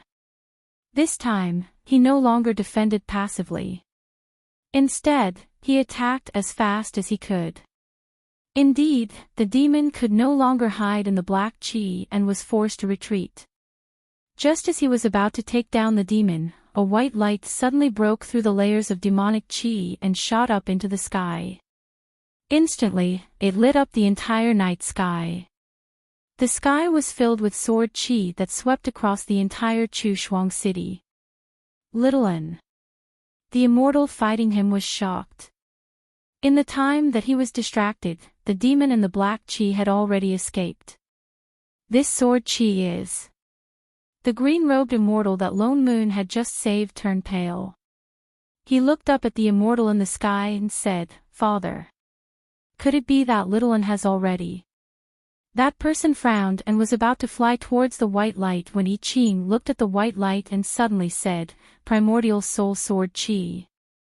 The person who was about to fly away stopped in his tracks and turned back to look at I Ching in surprise.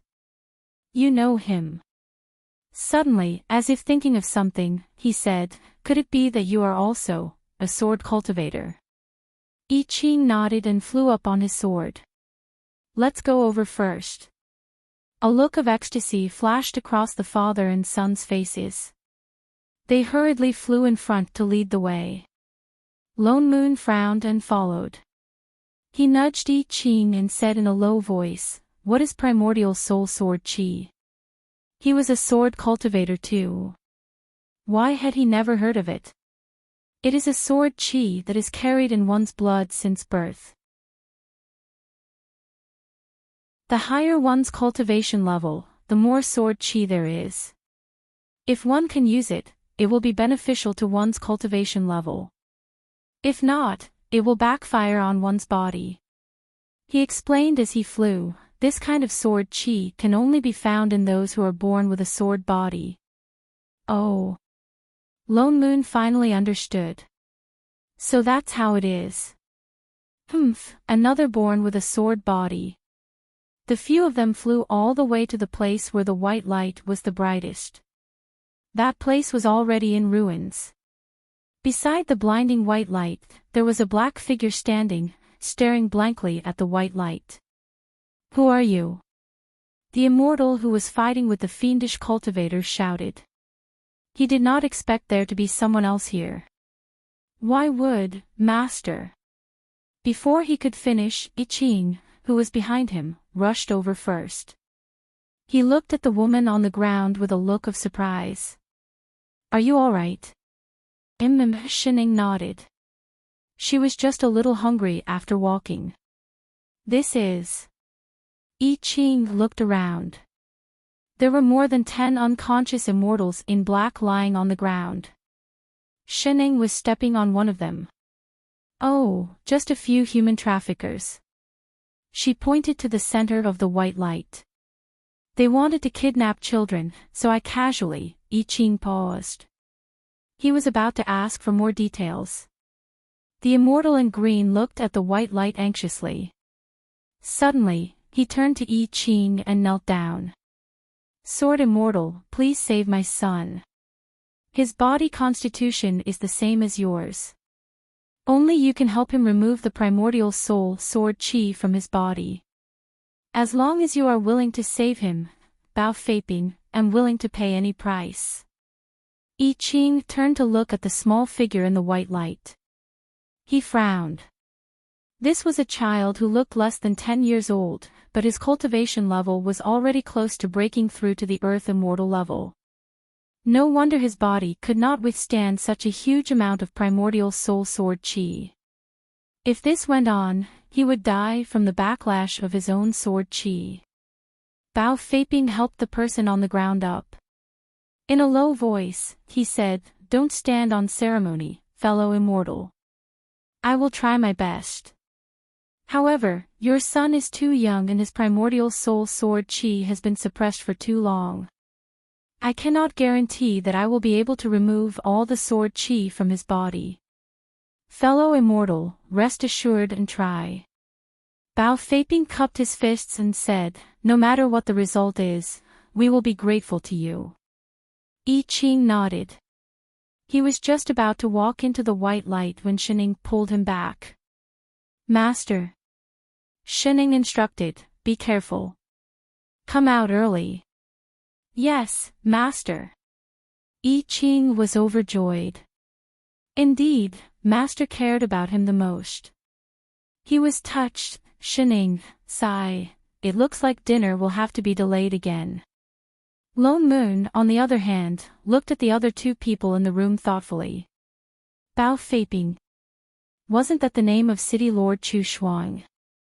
Big business. Oh.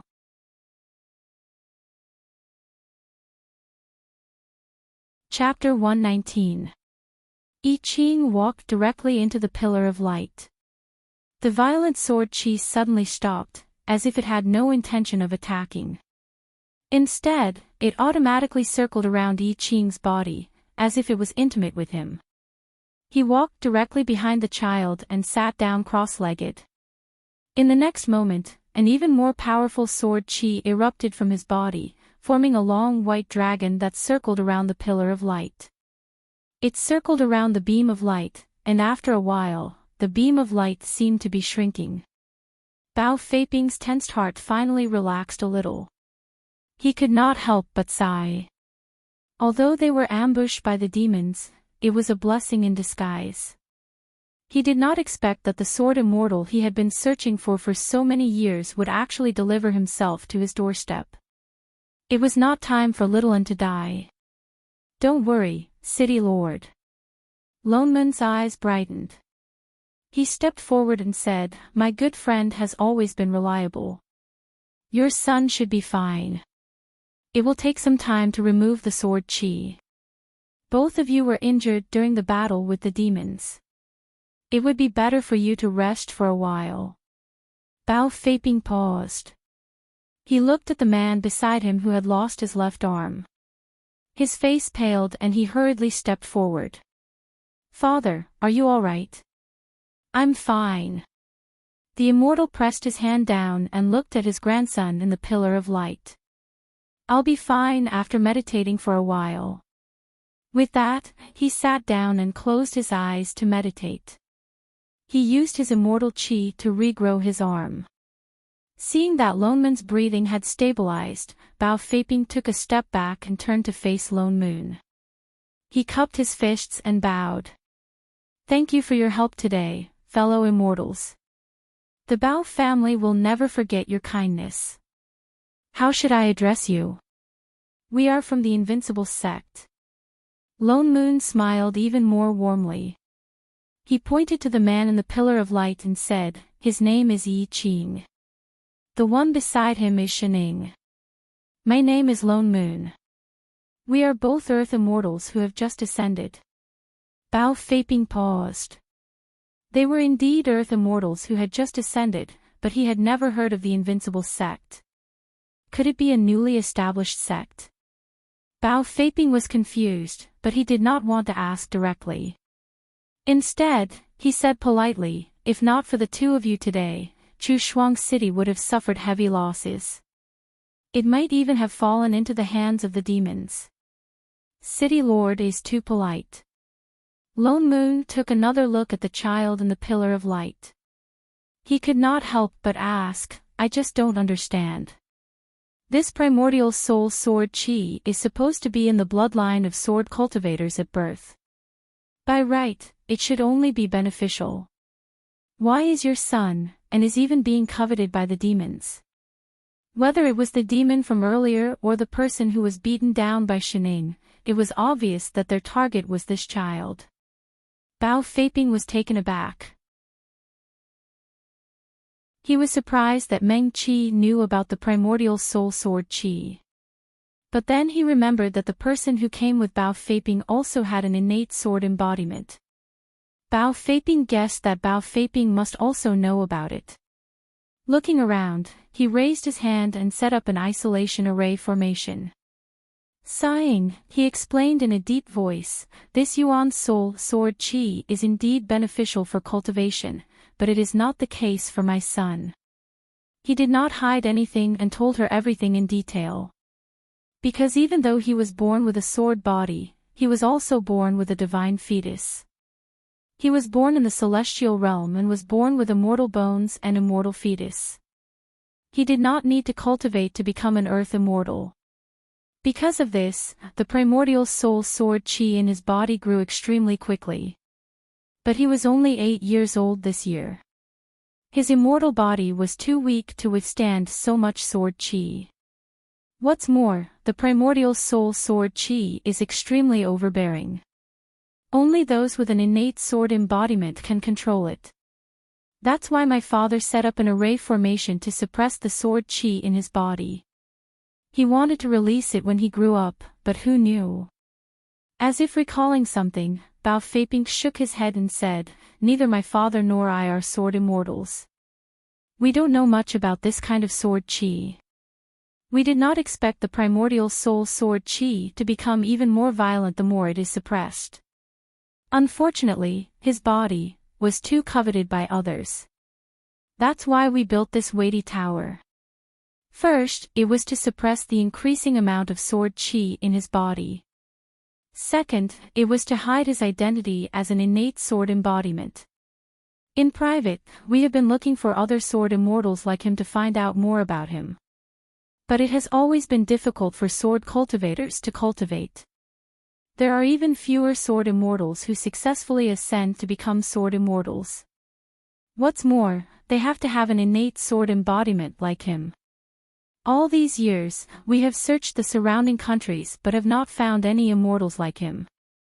It was only 3 years ago that the sword chi in his body finally exploded. My father used up all his cultivation to suppress the sword chi. But we did not expect that this sword chi would attract the attention of others." "That demon?" Lone Moon asked. "That's right." Bao Feiping nodded. "For the past 3 years, that demon has not dared to enter the city. However, it has bewitched other cultivators to barge into the residence. It wants to kidnap my son and take over his body. But it has never succeeded. Who would have thought that it would personally barge into the residence today? So that's what happened. It's better to come at the right time than early. I really have to thank the two of you this time." Bao Feiping expressed his gratitude once again. "Once my son is safe, I will personally pay you a visit to thank you. We are all fellow immortal sect cultivators. Demons are at the forefront and we are all in the same boat.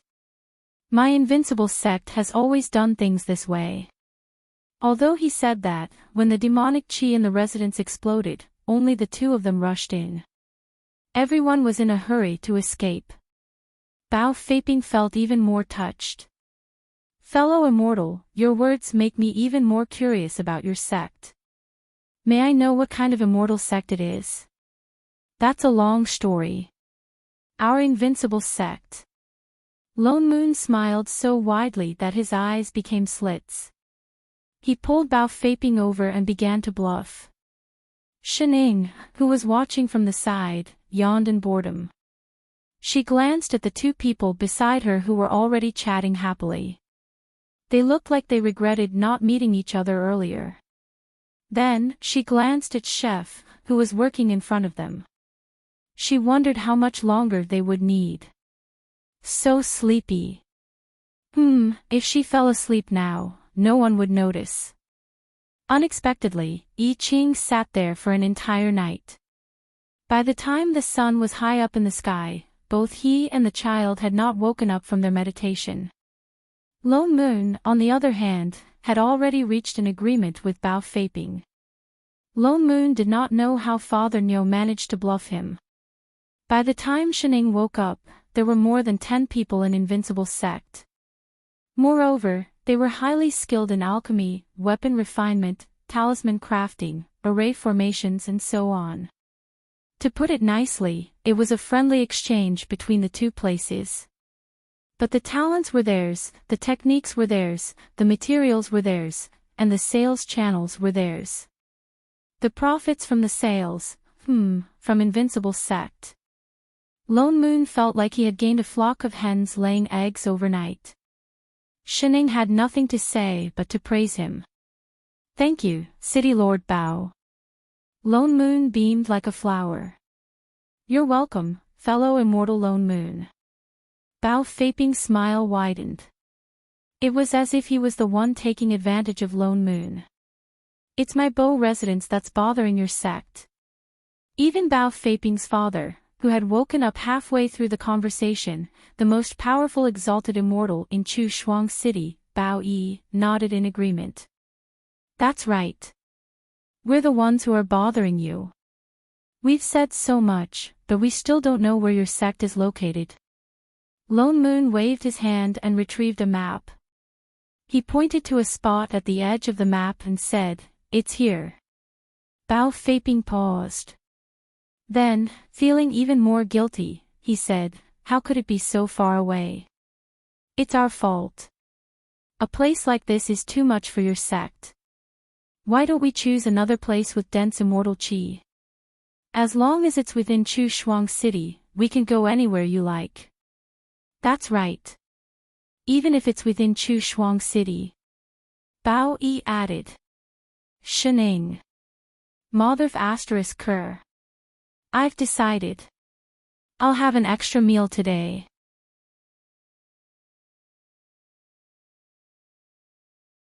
Chapter 120. Lone Moon's eyes flashed. Just as he was about to continue the conversation, he heard a ding. The pillar of light that had been shining brightly for the entire night suddenly dimmed. Little N. Bao Feiping exclaimed. He rushed forward to support the child who was about to fall to the ground. How are you? Are you all right? The child slowly opened his eyes. A moment later, he called out weakly, Father. Bao Yi rushed forward. Little N, grandfather. Bao Feiping quickly checked his pulse and heaved a sigh of relief. He turned to I Ching and said, Thank you for your help, fellow immortal. We are very grateful. I Ching shook his head. A moment later, he replied, There's no need. Taking a deep breath, he stood up and said slowly, The sword qi in his body has been cleared. But I don't know when it will relapse. He has to learn how to control the sword qi as soon as possible. Both of them paused. Their faces were filled with worry. Shening turned to look at Chef and frowned.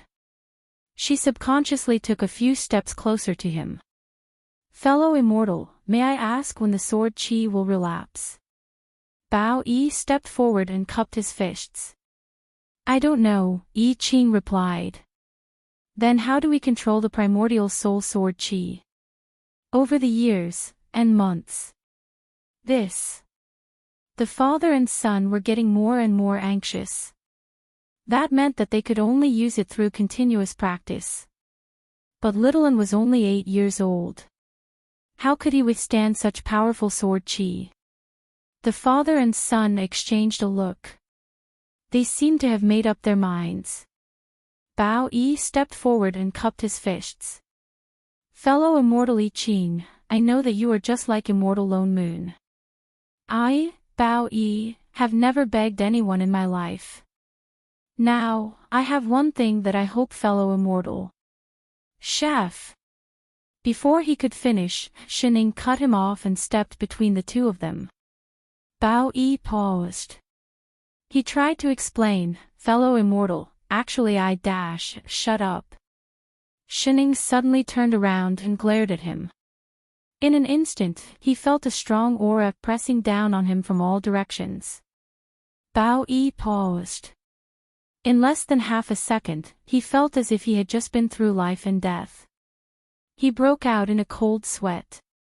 When he looked again, Lone Moon had already turned around. Was he imagining things? Shining reached out to support the person in front of her. What's wrong? I Ching was stunned for a moment. Strangely, she felt a warmth in her heart. Her voice suddenly lowered and she called out weakly, Moss, she could tell.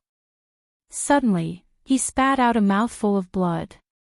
F***ck. Lone Moon regained his composure and jumped in fright. He hurriedly ran over to support her. Hey. Don't scare me like that. Didn't you say you were fine? Seeing how he walked into the light pillar without hesitation, she thought he would be able to do it easily. What's going on? He quickly felt the pulse on his hand. Bao Yi, who was beside him, also held on to his other hand. A moment later, their expressions changed and they looked at I Ching in surprise. Say something. Shining demanded. There are two streams of sword chi clashing with each other in his body. Lone Moon's face turned as black as the bottom of a pot. Although he suppressed it himself, it still hurt his meridians. Master. I'm fine. Master's instructions must be completed. Fine my ass. Lone Moon glared at Bao Yi. Your meridians are all broken. How can you call that fine? It's my little An's fault. Bao Yi looked guilty. He's been in little An's sword chi for too long. The sword chi has invaded his meridians, causing his own sword chi to fight with the external sword chi. What's the solution? Shining asked. Lone Moon exchanged a look with Bao Yi. He can only rely on himself to get rid of the sword chi, or to suppress it completely. But it will take a long time. How long? A few 100 years, or 1,000 years. What's more, he would have to endure the pain of the sword chi's backlash every day. F***ck.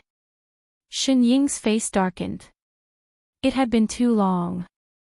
Bao Yi frowned and suddenly turned to Bao Feiping. Feiping, go and get the 9 firmaments mirror. Ha! Ah! Bao Feiping's eyes widened. He blurted out, that's the treasure that the former king gave to Chu Shuang City. And it can only be used. Before he could finish speaking, Bao Yi's expression darkened and he glared at him. Bao Feiping paused. Then, with a look of guilt on his face, he said, Feiping is being narrow-minded. I'll go right now. Little An had saved Little An's life.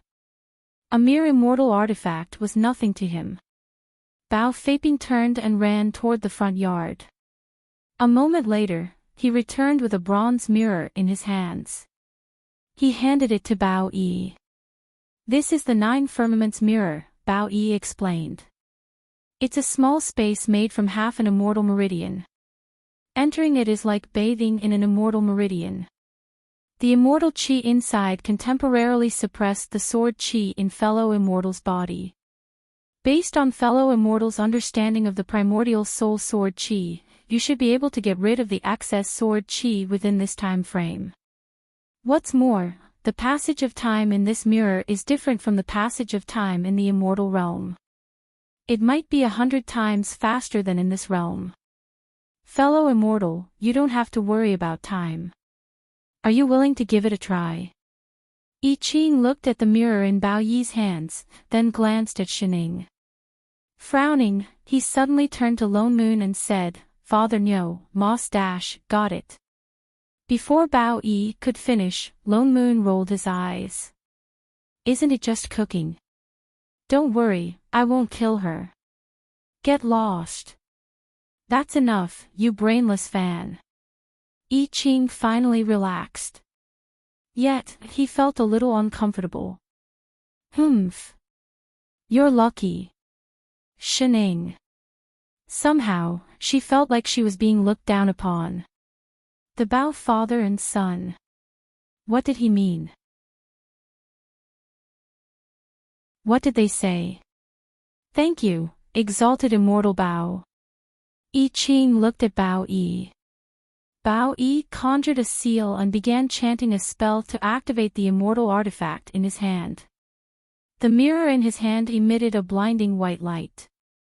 Bao Yi pointed a finger at I Ching's forehead. The next moment, the white light enveloped I Ching's entire body. Fellow immortal I Ching. Bao Feiping hurriedly said, this 9 heavens billion mirror can only be used once. Fellow Daoist, after you get rid of the sword qi, you don't have to rush out. The immortal qi inside the mirror was very beneficial to one's cultivation. Thank you. I Ching nodded. As soon as he finished speaking, his entire body transformed into a white light and entered the mirror. The originally smooth surface of the mirror was suddenly covered by a layer of white mist. It no longer reflected anything. Everyone present heaved a sigh of relief. Bao Yi handed the mirror to Lone Moon and said, fellow immortal I Ching will need some time to get rid of the sword qi. Why don't the two of you stay here for the night? Lone Moon hesitated. It was indeed troublesome to travel back and forth. What's more, this mirror belonged to Bao Yi. It would be better for them to stay here than to return to Invincible Sect. He nodded and said, thank you, exalted immortal. After some thought, he added, I wonder how long this good friend of mine will have to stay in the mirror. Although the time inside the mirror is different from the time in the immortal realm, this mirror can only be entered once. That's why I'm not sure exactly how much of a difference there is. It's said that one day in the immortal realm is at least 100 years inside the mirror. What's more, there's half an immortal meridian's immortal qi inside the mirror. Ordinary immortals would need more than 1,000 years to absorb half an immortal meridian. I see. That meant it would take more than 10 days. So you don't have to rush. Wait for half a month, Master. Before he could finish speaking, the mirror in Lone Moon's hand shattered. A familiar figure appeared in front of them and grabbed Shen Ying's hand. Are you hungry? Do you want breakfast, lunch, dinner or supper? Shen Ying, Lone Moon, the 3 Bao brothers.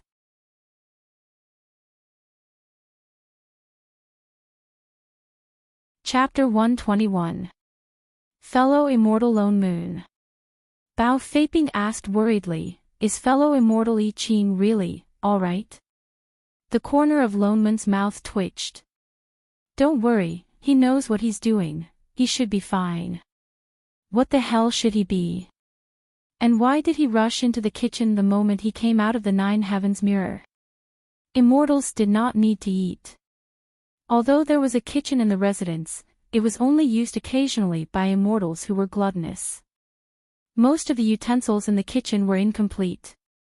But, it was one thing for I Ching to bring oil, salt, sauce and vinegar with him. But why did he bring pots, bowls, ladles and cooking ingredients? Even bowls, chopsticks and tea were all there. How did he look like he was going out? He was obviously moving. Even if I Ching brought out a set of tables and chairs, Bao Feiping would not be surprised. Then, he really brought out a set of 4 chairs. Winky face wait, why did even immortal Lone Moon sit down with a natural expression? Chef, I want to eat seafood. Yes, master, no problem, master. For the entire morning, Bao Feiping watched in bewilderment as I Ching brought out the dishes from the kitchen.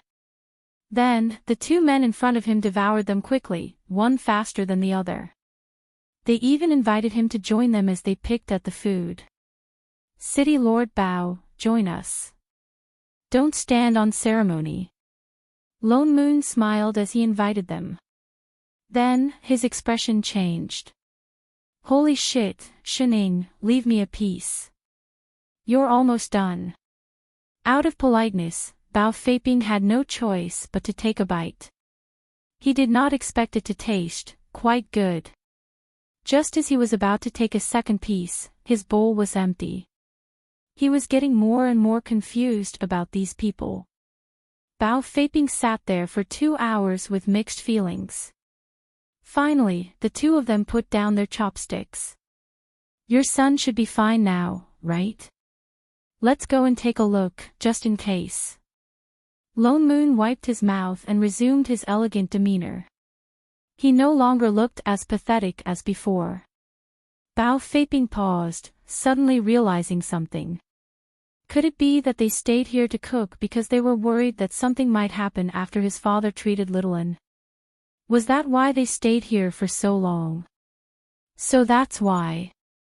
His heart warmed, and he stood up gratefully. Thank you, fellow immortals. He quickly turned around and led them to the front yard.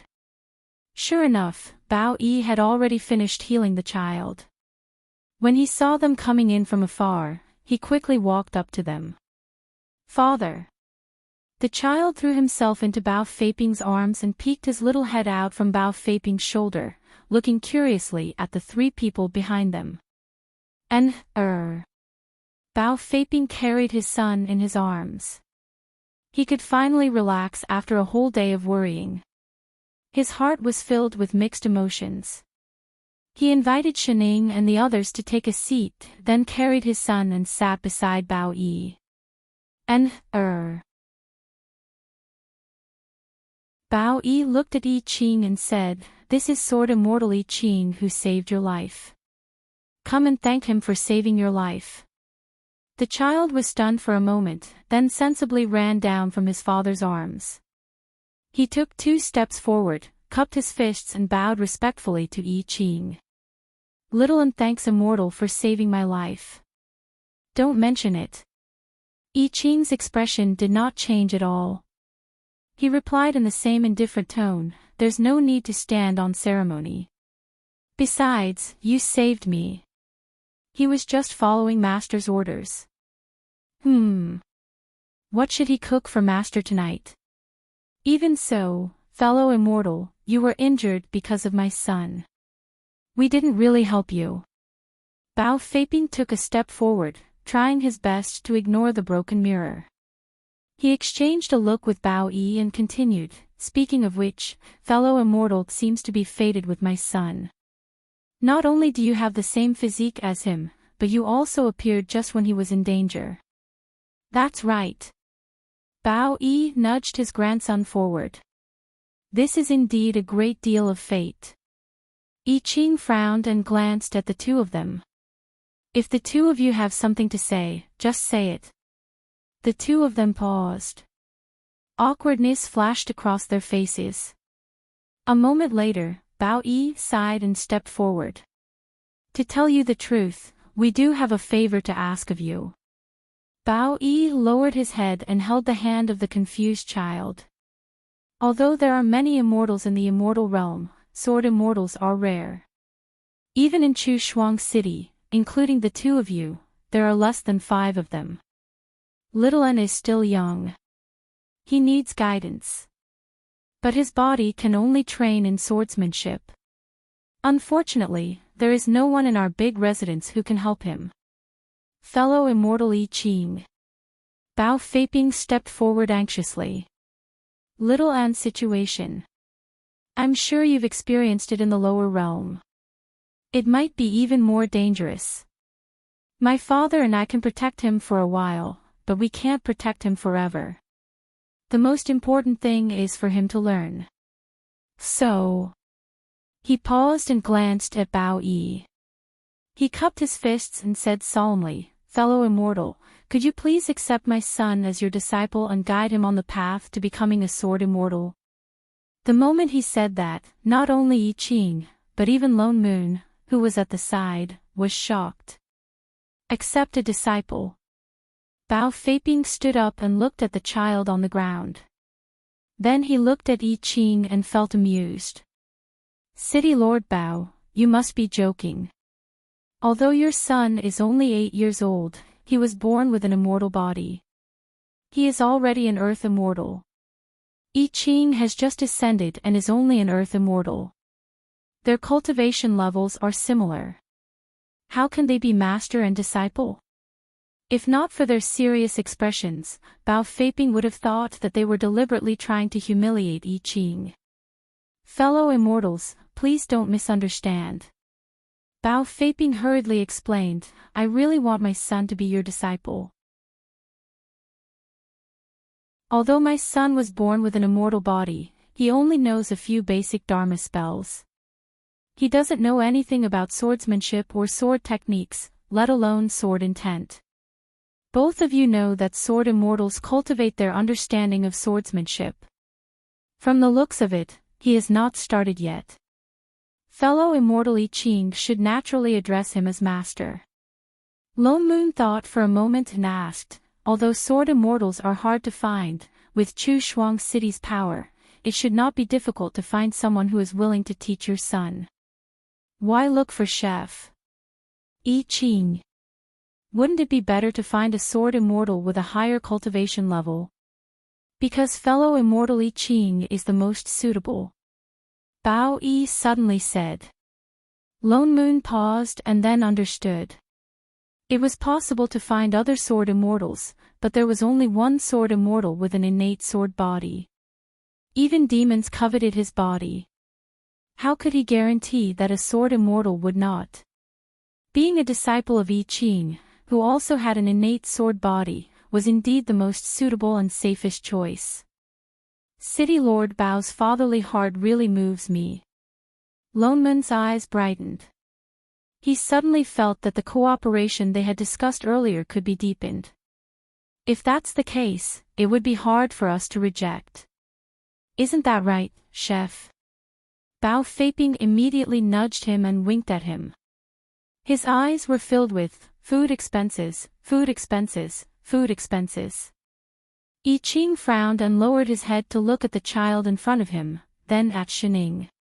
He was about to speak when Lone Moon interrupted him. Don't worry, City Lord. I'll make the decision. It's decided. Thank you, fellow immortal. The two of them were overjoyed. They hurriedly nudged the child in front of them.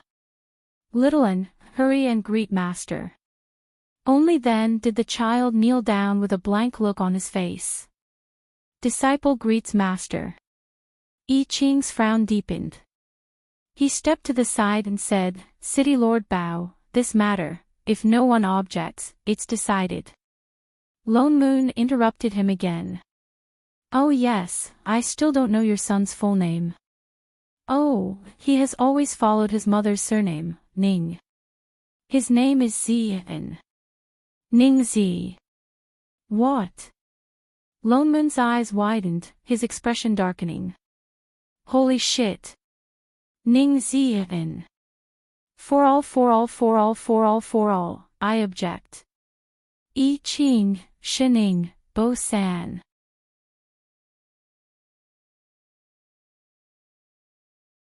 Chapter 122. My wife used up all her primordial essence to give birth to him. That's why he took his mother's surname. Thinking that Lone Moon was surprised at his son's surname, Bao Feiping explained, fellow immortal I Ching, you can give him a Daoist name. From now on, he will be considered as your sex, no. Before he could finish, Lone Moon objected again. What? The two from the Bao family paused, confused. He doesn't need a Daoist name, no. I mean, he can't be I Ching's disciple. Lone Moon's expression darkened. He said seriously, he can't join the invincible sect either. Absolutely not. Why? Bao Feiping was even more confused. Did he agree just now? Because. Lone Moon stared blankly at her. His mouth, which had always been smooth and nimble, suddenly froze. After a while, he said, "Our sect has filled up the slots." Ha! What did he mean? I mean. Bao Feiping regained his composure. He turned to the person beside him and said, "I mean, Qing is the one taking him in as a disciple. Isn't that right, chef?" Bao Feiping's tone changed and he gave Lone Moon a look that said, "If you agree, you won't get any food allowance for a year." Qing, Bao Feiping, didn't he say he could make the decision? Fellow immortal Yi. The two turned to look at Qing. Qing glanced at the child who had the same fate as him. His heart softened. It's not impossible to take him in as a disciple. Lone Moon's heart tightened. He cursed, "Chef. Don't spout nonsense." He continued, "It's just that I haven't started my apprenticeship yet. I have to ask." He subconsciously turned to look at Shining. "Master, not taking him in." Shining threw out 2 words. Qing immediately turned and answered firmly, "Not taking him in." The two. What happened to helping each other? "City Lord, exalted immortal. We have urgent matters to attend to in the sect. Since your son is fine, we will take our leave first." Lone Moon pulled them up with each hand and turned to walk out. Before the two could react, he flew on his sword and disappeared. Bao Feiping, Bao Yi, what was going on? Lone Moon pulled the two of them along as they flew at top speed. His face was dark the whole time, and he only stopped when they reached the foot of Invincible Sex Mountain. Qing was just about to speak. "Don't speak." Lone Moon cut her off. "I know you pity that child, but you really can't accept him as a disciple. Anyone can, but you can't. I know you think I'm unsympathetic." Lone Moon paced back and forth anxiously. If he doesn't practice swordsmanship soon, the primordial soul sword chi might explode again. "But I'm doing this for your own good and for the sake of Invincible Sect. There are some things that you might not understand. I'll explain it to you slowly. Maybe you'll have to thank me in the future." "Ha! What are you doing?" Before he could finish, Qing suddenly raised his hand and pushed him away. "Scram! Who cares about your explanation? Don't block my conversation with Master." Lone Moon. "Damn it. Master." He took off the storage bag beside him and handed it over. He looked at Shining seriously. "I'm about to break through. This time, it might take a long time. This is the food that I prepared just now. If you're hungry, you can just take it." "Oh, okay." Shining took it. Breakthrough. Lone Moon did not have time to complain. He squeezed over. "You just ascended. How could it be? Wait, you're immortal chi." Shining examined his body carefully and realized that the immortal chi on his body was unimaginably thick. It was just that he was forcefully suppressing it. Could this immortal chi be from the mirror? "Didn't you come out after getting rid of the sword chi?" "Why?" He had only been in there for less than 10 minutes. "How long did you stay in there?" The time inside was different from the outside. 100 years. Not even 100 years. It would be difficult to even get rid of the sword chi in such a short time, right? "Oh, I was afraid that I would miss Master's meal if I stayed in there for too long." He answered seriously. "So I just absorbed all the immortal chi and sword chi in there." He just did not have time to absorb them into his dantian. One piece. Holy shit. Disregarding the fact that the sword chi belonged to someone else, it was already very difficult to get rid of it. He actually managed to subdue it. What's more, that was half an immortal meridian. For an ordinary immortal to absorb such a huge amount of immortal chi, it would be impossible without 400 or 500 years. Not only did he manage to do it in 100 years, he also kept it suppressed and did not break through. This pervert. I Ching's expression changed. The immortal chi on his body was about to explode. It was obvious that he could not suppress it for much longer. He looked at Shining again. Master, when I break through later, there will be a heavenly tribulation. You must remember not to go near it. Seeing that she nodded, he mounted his sword and flew out of Invincible Sect. He landed a few miles away. Indeed, in a short while, there was a huge explosion of immortal chi. The sky changed color. The originally clear sky suddenly darkened. Compared to the lightning tribulation in the lower realm, the tribulation experienced by immortals was obviously very different. At this time, the sky was clearly divided into two halves. One half was still filled with thunder, while the other half was a fiery red. Piercing heavenly fire was burning fiercely. After a while, a dragon's roar sounded. A fire dragon flew down from the sky. In an instant, the area within a radius of 1,000 meters turned into a sea of fire. Even the people of Invincible Sect, who were a few miles away, could feel the scorching heat. It was as if it could burn everything in the world. Suddenly, they understood why I Ching flew so far away to break through. After the heavenly fire descended, it was followed by the lightning tribulation.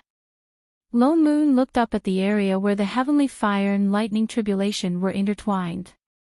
Drifting Bitao had told him that immortals had to endure 81 lightning tribulations and 36 wildfires. Although he was not satisfied, he was still worried. Not to mention the lightning tribulation, the heavenly fire was not like the deviant fire that he had subdued in the mystic realm. Even with the body of a sword immortal, it would be very difficult to handle. The commotion here had already alarmed many disciples of Invincible Sect. He had no choice but to quickly set up an array and instruct everyone not to go near. Only then did he start to count the number of wildfires in detail. 34, 35, 36. Finally, wait. 37, 38, 39, more and more. Holy shit, didn't they say that there would only be 36 fires in one breakthrough? What the hell? Was there a big holiday, buy one get one free? Thinking about what happened in the Azure world, he subconsciously looked at Shining. Shining, did you see anything? Could it be that someone in the immortal world was tampering with the heavenly tribulation? Shining, who was chewing on a pastry, paused. She shook her head and said, No. No, then how could it be? Wait. Breaking through one level would indeed result in 36 wildfires. If it was not because the heavens did not learn math well, then it could only be because I Ching had broken through two big realms. Was he trying to go from Earth Immortal to Mystic Immortal? 10,000 alpacas galloped across his heart. He started to count the wildfires more seriously. 70, 71, 72. Then, 73, 74, Winky faced that wildfire burned a total of 108 fires before it stopped. Lone Moon, MMP. This bunch of stupid cheats. F***CK.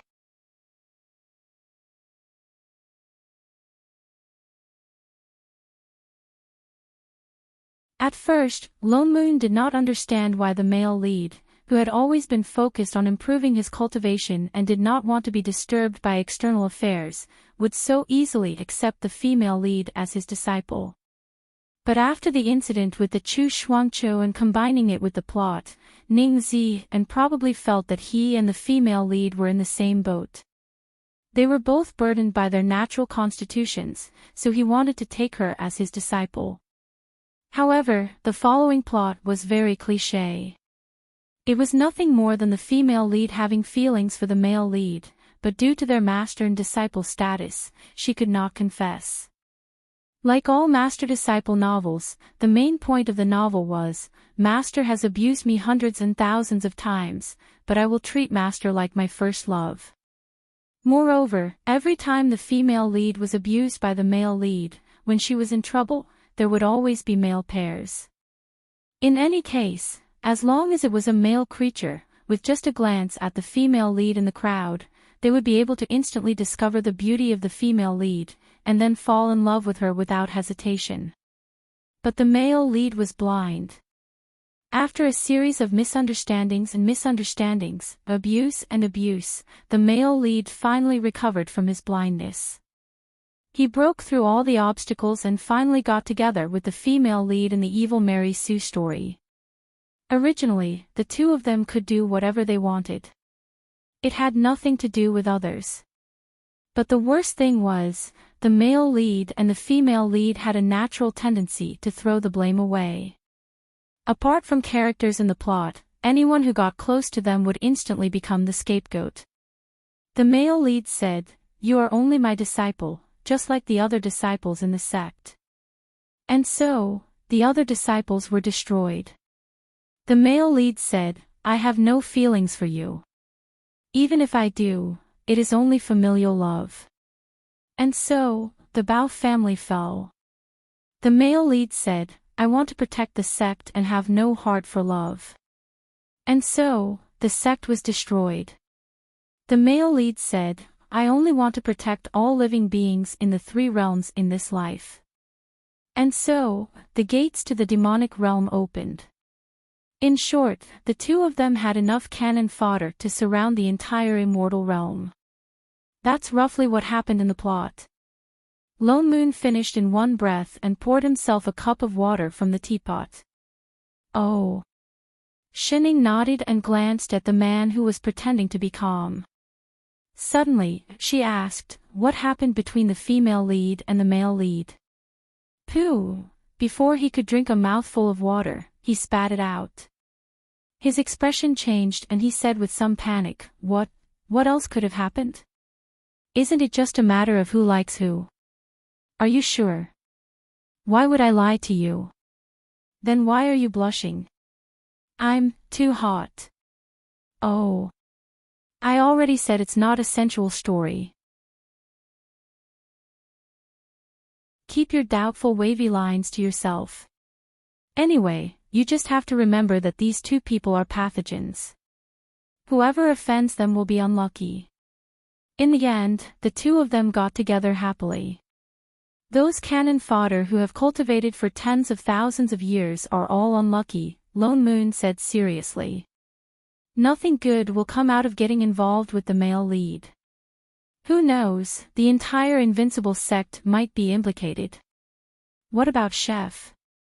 Shining asked. He had said so much, but she did not see Chef appear. He only appeared at the last moment of the novel. At that time, the gates to the demonic realm were already open and the demons were attacking the immortal realm.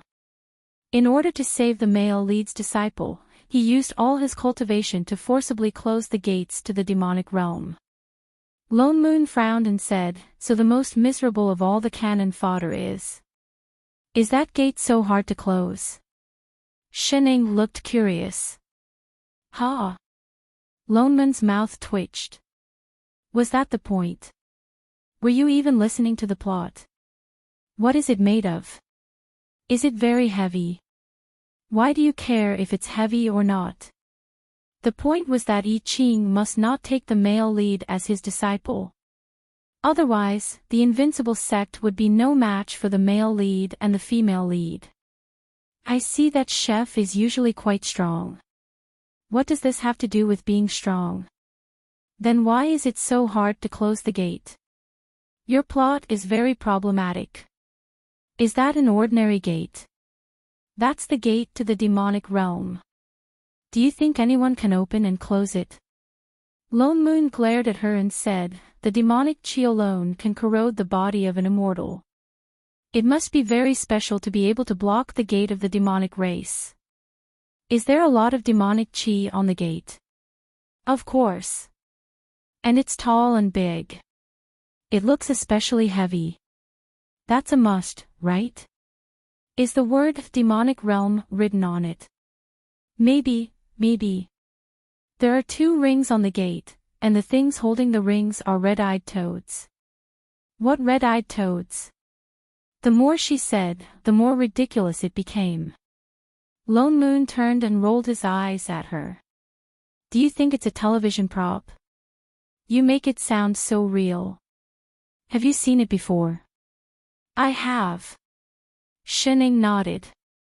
What? Holy shit.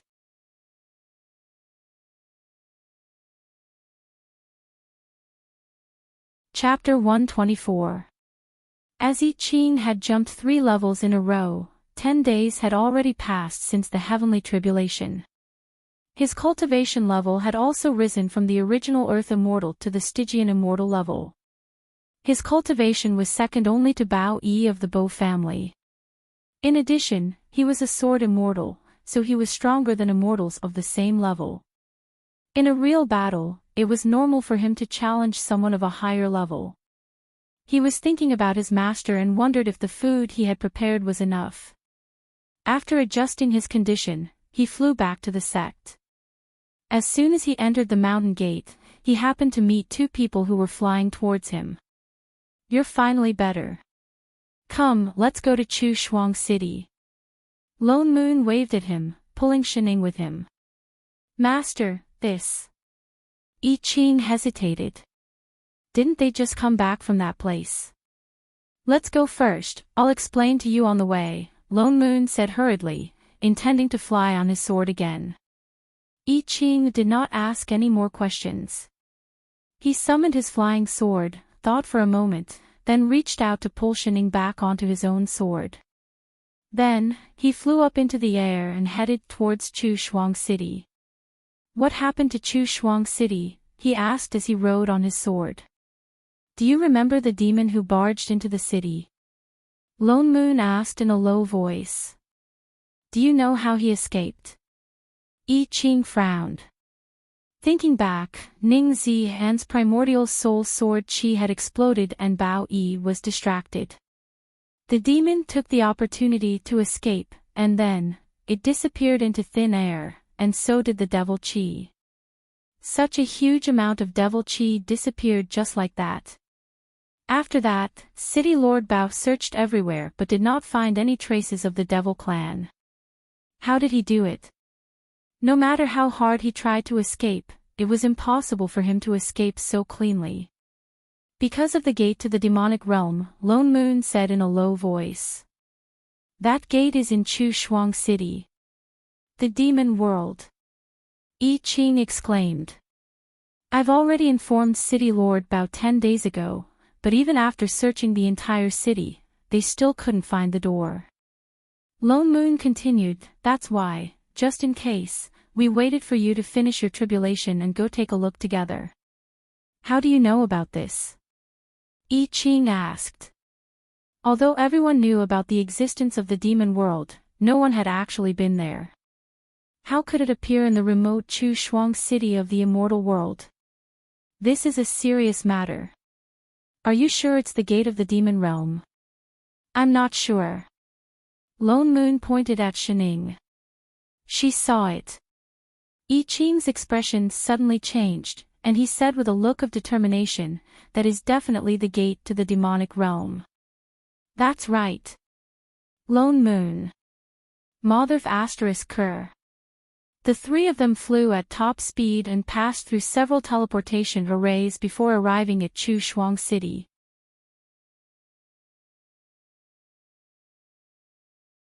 Where exactly did you see the gate to the demonic realm? That building. Didn't I mention it before? Weighty building. Bao Feiping interrupted. Yes, just before you guys arrived. Shining pondered for a moment, then added, it disappeared in a flash. Before they arrived, in other words, it was when the demon had escaped. He had escaped straight back to the demonic realm. Was that why he disappeared so cleanly? But they had already checked the weighty building many times. In contrast to the other strange places, that was the place where the Bao family's immortal chi was the thickest. City Lord, why don't you bring us there to take a look? Lone Moon suggested. There were some things that they could not see, but Shining could. Bao Feiping nodded and led them to the side yard. Lone Moon checked the place where Shining had mentioned the gate to the demonic realm more than 10 times. Just as Bao Feiping said, there was nothing strange. They then went to the city to check all the places where the immortal chi was different. Still, they could not find anything. My father has already gone to the capital to report this matter, Bao Feiping said. If it really was the gate to the demonic realm, their small immortal city would not be able to make the decision. Lone Moon nodded. He checked again, but there was still nothing. He started to wonder if Shining had been seeing things that day. He nudged the person beside him. Hey, did you find anything? I found something, Shining replied. Oh. What? Lone Moon was shocked. Even Bao Feiping turned to look at her in shock. What did you see? The gate. Holy shit, you really found the gate to the demonic realm? Where is it? Shining pointed to the ground. Here. Everyone looked at the ground. There was nothing beneath her feet. There was nothing there. That, and that. Shining pointed in a few more directions. All of them. Lone Moon's mouth twitched. What do you mean? Was the gate to the demonic realm a mouse hole? Was it everywhere? Where exactly is it? Can you explain? Shining sighed. She suddenly turned to Yi Qing. Chef, bring me up. Yi Qing did not hesitate. He flew her up on his sword. They flew higher and higher until they were thousands of meters above the ground. Then, she pointed down and said to Bao Feiping and Lone Moon, who were flying up with her. This. The two of them looked down and instantly understood. Their faces paled. Damn.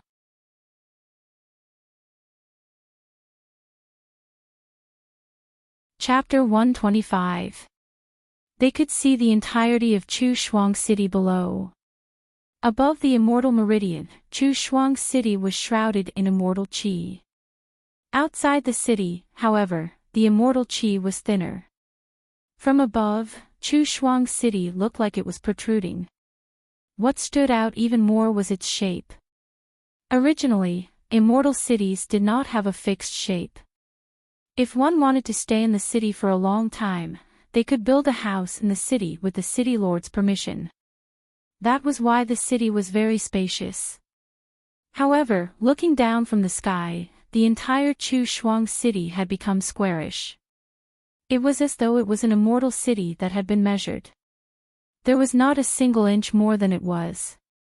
What's more, the biggest street in the city was right in the middle, dividing the city into two perfect halves, the east and the west. He didn't notice it in the past, but now that he had flown so high up, he realized that the entire landscape of Chu Shuang City looked like a door. A huge door. Bao Feiping thought back to the places where the immortal qi was different. He compared them to the nails on the door. City Lord Bao. Lone Moon suddenly asked, is there a way to hide the immortal qi temporarily? Or an immortal artifact that can see through the immortal meridian? See through the immortal meridian? You mean? Bao Feiping's heart sank. A terrifying thought came to him. He nodded hurriedly. Yes. The sky-shrouding art will do. With that, he conjured a seal with both hands. With a wave of his hand, a human-faced water mirror appeared in front of the four of them. They looked down through the water mirror. All the immortal qi in the city had disappeared. There was a silver immortal meridian flowing in the city. After a while, the immortal meridian faded away, revealing what was inside.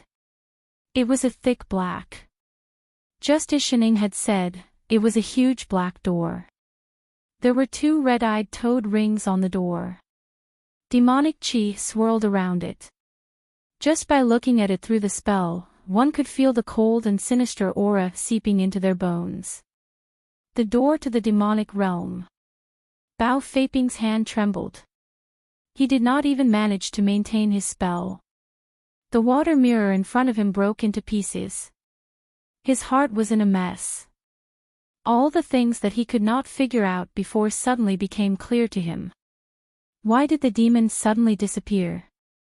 Why could he not find any traces of it anywhere? Why could it easily break through the demon-breaking array outside the city and enter the city lord's abode? It turned out that there really was a gate to the demon realm. It wasn't located somewhere in Chu Shuang City, but the entire Chu Shuang City itself was the gate. It was true that there was an immortal meridian in Chu Shuang City, but this immortal meridian was actually the seal of the door to the demonic realm. Bao Feiping broke out in a cold sweat at the thought of this. His face turned even paler. Brother Lone Moon, this is a serious matter.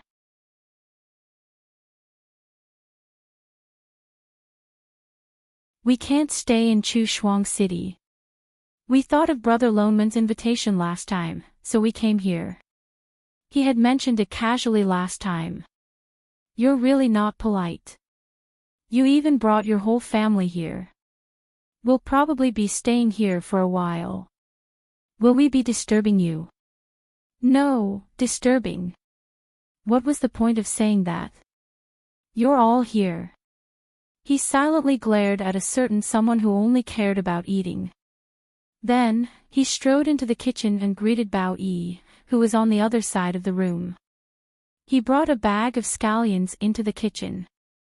I just realized that Invincible Sect is a good place, Bao Feiping said with a smile. Your disciples all have their own strengths. Compared to Chu Shuang City, this place is much livelier. City Lord Bao, you flatter me. Lone Moon's smile deepened. He put on a businesslike expression. The two of them began to flatter each other. From time to time, Bao Yi, who was carrying his grandson, would join in. Shening was not interested in all this. She focused on eating her food.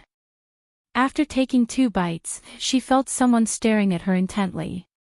She turned around and saw Ning Zi and looking at her with a pair of black grape-like eyes.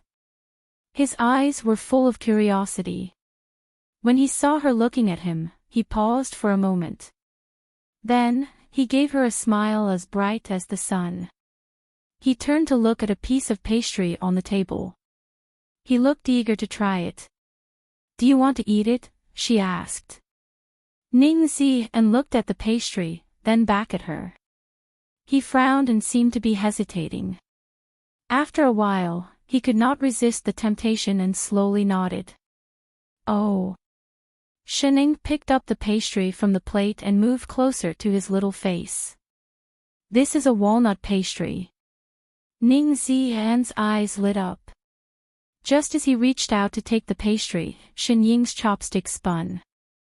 The pastry spun in front of his eyes and with a "ah," she stuffed it into her mouth.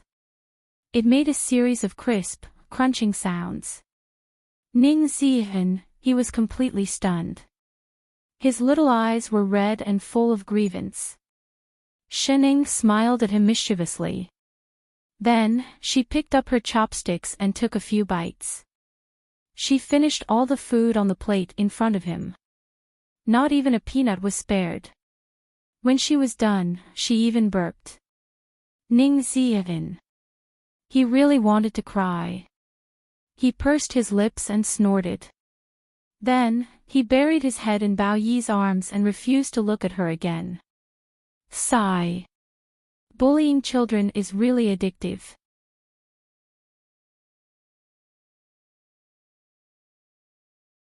Chapter 126. Shening and Little Ning's actions did not attract the attention of the trio. Perhaps they felt that they had enough of lying, bragging, talking. Lone Moon finally got down to business after receiving a fee that was more than 10 times higher than what he had expected. Exalted Immortal, City Lord Bao, since the Immortal Lord has taken care of the gate to the demonic realm, what do you plan to do next? He did not believe that the City Lord of Chu Shuang City would not come all the way here to stay other than his own residence in the Immortal City. To be honest, because of the male lead, Ning Zihen, he did not want to have anything to do with the Bao family. The gate to the demonic realm was an accident. After all, it concerned the entire immortal realm. This time, the Lord bestowed Jingxing City to the Bao family because of our contribution in discovering the gate to the demonic realm. Bao Feiping glanced at Yi Qing, who had finished cleaning up and was walking out of the kitchen. He continued, although Jingxing City is not on an immortal meridian like Chu Shuang City, it is inland and close to the capital city. My father and I feel that the matter of the gate to the demonic realm was all thanks to the three of you, not our contribution. If you don't mind, we would like to invite your sect to Jingxing City and share the immortal city with us. Lone Moon was shocked. He did not expect the Bao family to be so generous. They were the ones who discovered the gate to the demonic realm, but Chu Shuang City was originally the Bao family's territory. Now that it was sealed, it was normal for the immortal emperor to give them a piece of land. Even if he did not mention their role in the matter, no one could say anything. He did not expect that the first thing they did after obtaining the new immortal city was to give them half of it. He was about to ask for more details when he saw Yi Qing standing behind Shining. He immediately understood their intentions. It looked like they had not given up. Yi Qing had been an Earth Immortal in the past, but now he was a Stygian Immortal. It was extremely difficult to find another Stygian Immortal Sword Immortal in the entire Immortal realm, much less one with an innate sword embodiment.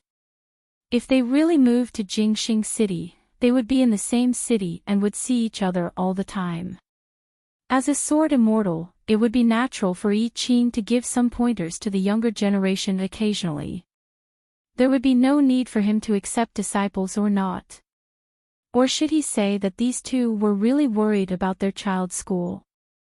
In order to find a good teacher, they even provided free housing in the school district. Thank you for your kindness. Lone Moon refused directly.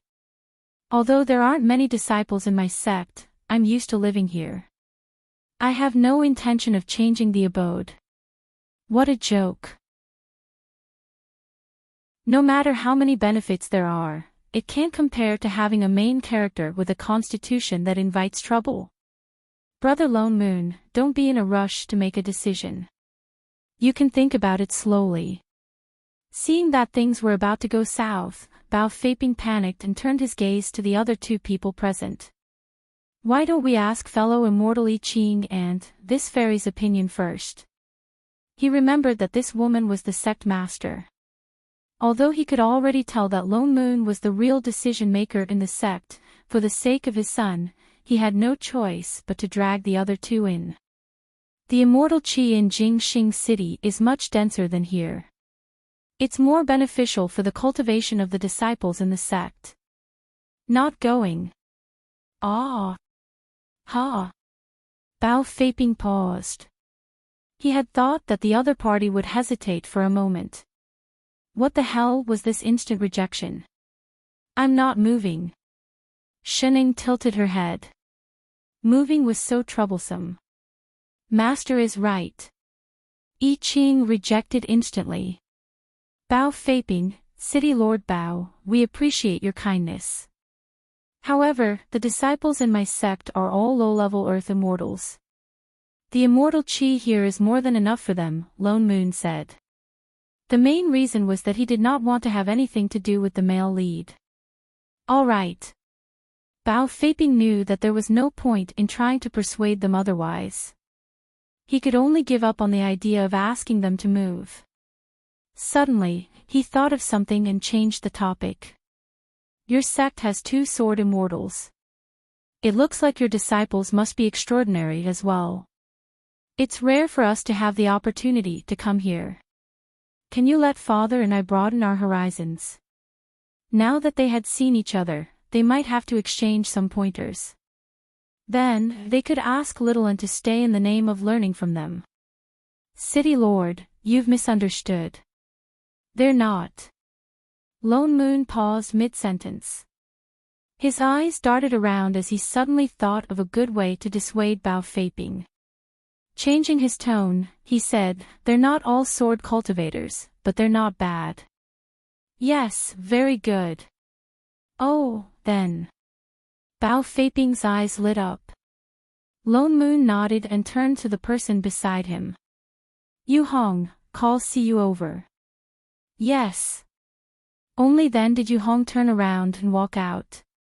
Not long after, she came back with a delicate and gentle fairy in green. The fairy bowed at the two of them timidly. She seemed to be a little afraid of strangers and hid behind them subconsciously. This is our sect's most outstanding disciple. Lone Moon coughed and gestured for Siyu to stand on the other side of the mountain wall. Then, with a straight face, he said, Siyu, exalted immortal Bao and the city lord want to see your skills. Show them your skills. Everyone's gazes fell on her, especially the Bao father and son. They were even more curious. Was such a delicate fairy also a sword cultivator? And she was the most outstanding disciple. Invincible sect was indeed full of hidden talents. Siyu had always been afraid of strangers. At this moment, she was at a loss of what to do. Subconsciously, she took a step back. Elder Lone Moon, is it here? Yes, do your best, Bao Feiping replied. But, that's not good, is it? She glanced at the two of them. It's all right. Just do your best. After some thought, he added, if you break anything, it's on me. Siyu was still a little hesitant. The Bao father and son became even more curious. They stepped forward and said, Fairy, don't be afraid. We just want to see what your sect is capable of. That's right. Just practice like you usually do. Don't be so reserved. Siyu was still a little nervous. Shening also interrupted, Little Green Sister, all the best. As soon as she finished speaking, the timid Siyu suddenly raised her head. Suddenly, she seemed to be filled with boundless courage. Nodding her head vigorously, she said, Yes. Sect Master. Once she finished speaking, her eyes narrowed. Immortal chi erupted from her body. Her entire aura changed. No, she really changed. Her muscles bulged and she grew taller. Her entire body swelled to twice its original size. With a loud ha, she punched out. The originally solid mountain wall rumbled and scattered the crushed stones on the ground. Dust rose up to a height of 10 feet, and in an instant, it was all over their faces. Bao Feiping, Bao Yi, how the F***CK, was this a sword immortal? That's enough, Siyu. Go back to the martial arts arena and teach your junior sisters.